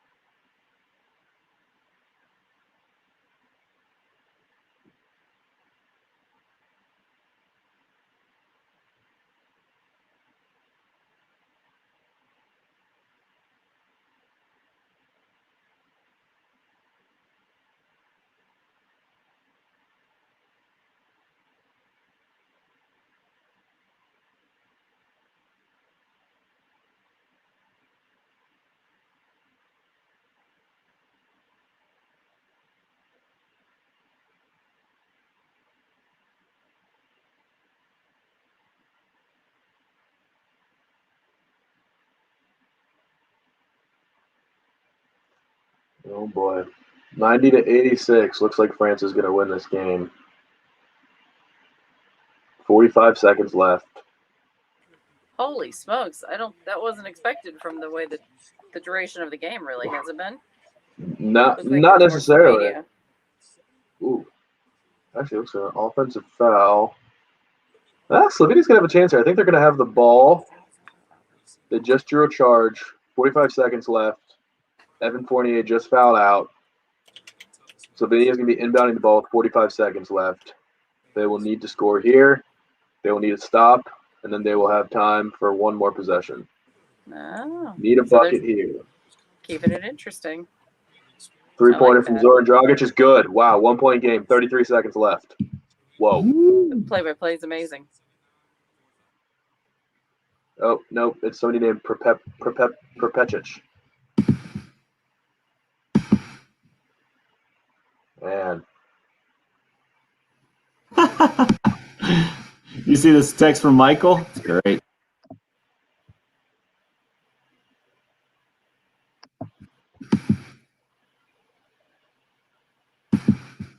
Is he joking? He has to be, right? I don't think so. I think that's legit. So everything he said this morning was serious.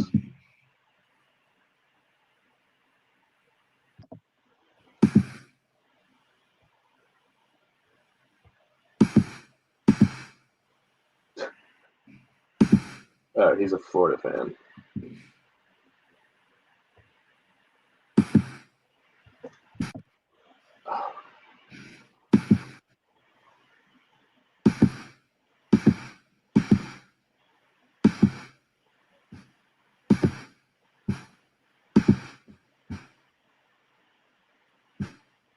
I'm guessing you're seeing that.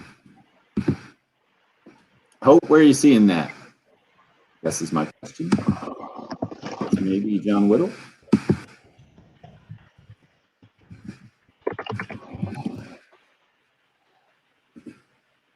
Gamecock Central. Wow. 57 seconds ago. I mean, Hope, you got that so quickly. Colin Taylor. How much gets by those guys? You got notifications on, or you just refreshing this? That was some quick news breaking, Hope. Good work. From John Whittle. You saw it on Gamecock Central, not the Big Spur? No, I just typed in Scott Wingo on Twitter and saw Gamecock Central. Colin Taylor post a article. We got Carey, right? Yeah, Hope. Yep, we got Carey's ready. All right, guys are up. 10 seconds. Halftime show, guys, live on location this afternoon. Check them out. Just off of I-26, exit 125. They'll be at the Palmetto Express Truck Stop. Grand opening today. Going to be a lot of free stuff given away. Some barbecues, frozen drinks, coffee. Check out all their tailgating food as well. Chicken wings, fruits, and veggie trays. Check them out at 495 Old Sandy Run Road in Gaston. That's the Palmetto Express Truck Stop live this afternoon on location. The halftime show from 1 to 4, a blood drive in conjunction with them being out there, by the way, from noon until 4, supporting the good cause for sure. And some good news from Gamecock fans coming in the last couple of minutes there. I think I've seen it from both websites anyway, the Big Spur and Gamecock Central, putting out the news that Scott Wingo is going to join Mark Kingston's coaching staff. We saw the news yesterday that Stuart Lake is moving on in his career, going to pursue some other professional opportunities, and now a guy that Gamecock fans certainly have a big-time relationship with, and Scott Wingo, who has been in big-time college coaching, I think most recently up at Notre Dame last season, coming to Carolina to join Mark Kingston's Carolina baseball staff. So interesting note there. And one of the world's most interesting men joining us on the lovely phone lines right now, former longtime Gamecock USC sports information.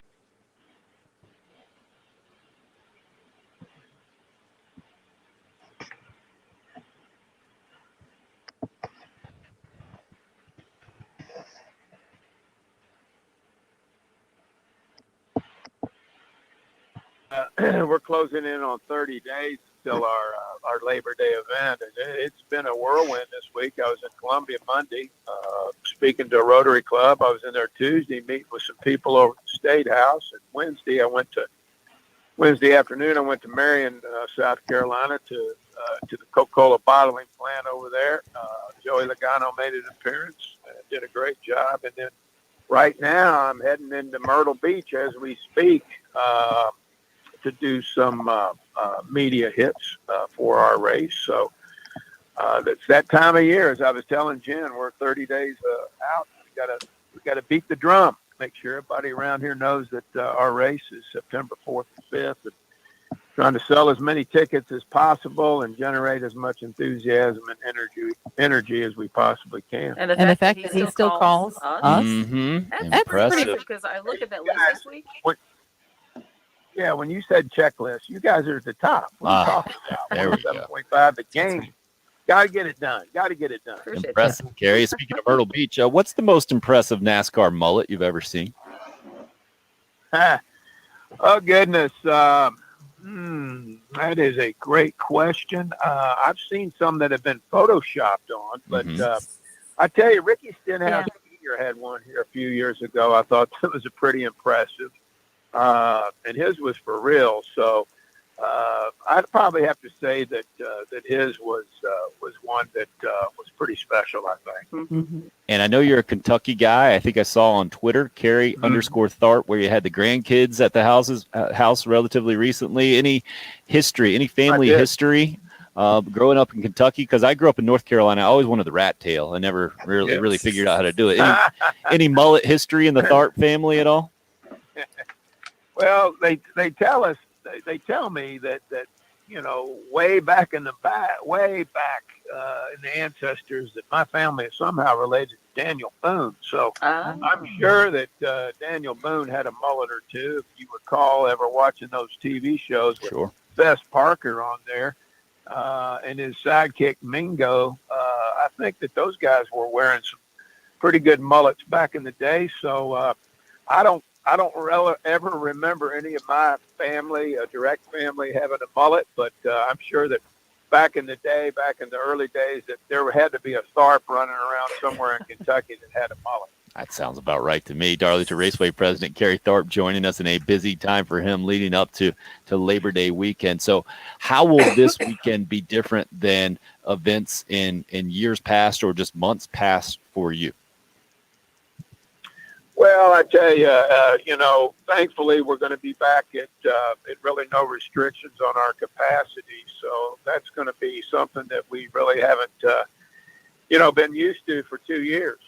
We've put on several races, at either no capacity or limited capacity. So, we got to kind of re-engineer how we've been doing things the past couple of years and go back to kind of how we were doing things previously, which is exciting to know that we can have a lot of fans in the stands, to know that we can have our campgrounds full. And our campsites right now are pretty much at the 90 to 95% capacity right now. And, we're going to try to sell as many tickets as we possibly can. We've had good response so far. And our fans have been extremely patient, extremely loyal, and we want to do everything we can to make sure that the weekend next month is a special time for them, and that they circle it again and come back next year.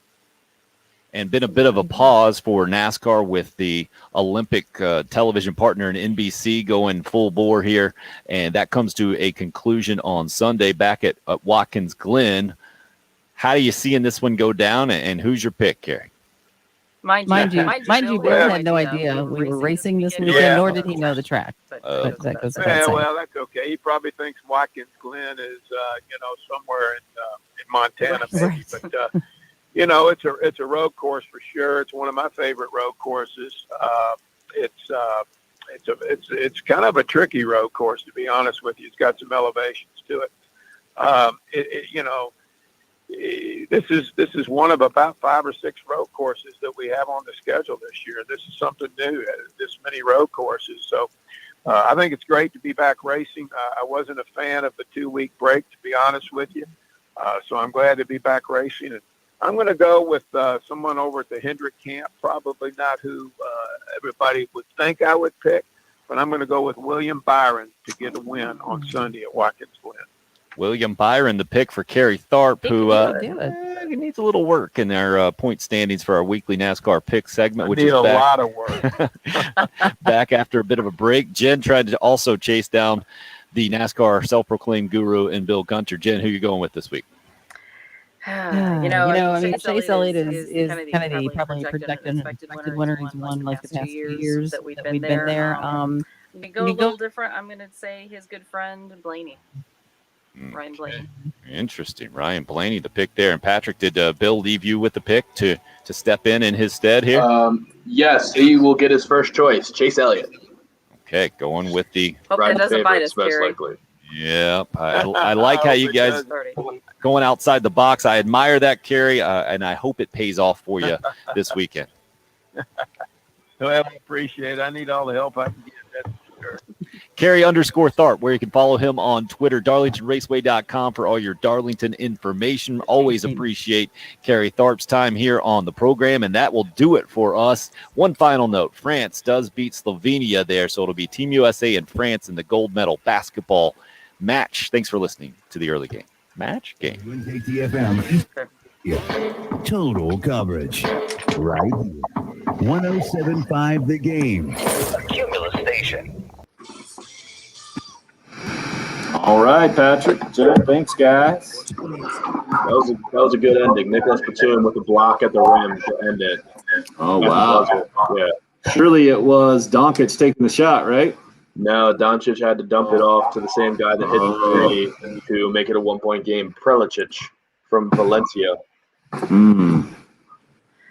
Don't you want to be the guys who are having to, say all these names on the broadcast? Brutal. Earning their money, for sure. That gold medal match is 10:30 p.m. tomorrow. 10:30 p.m. Yeah. Just Team USA versus France, huh? Cool. Brutal timing. There we go. Yeah. Those ratings, baby, not up. Well, that's the one that you have to go behind the paywall anyway to watch live, don't you? On Peacock, I think so. Maybe they'll make the gold medal match free, but I would not be surprised. All right, guys. It's out on the live stream. Appreciate all the participation like usual. It was a fun show on a Thursday. We'll get after it tomorrow. 10:30, is that what you said, Patrick? What time that game is? 10:30 p.m. Yep. Thanks, Hope. Appreciate you helping us out as always. Absolutely. And do it again tomorrow.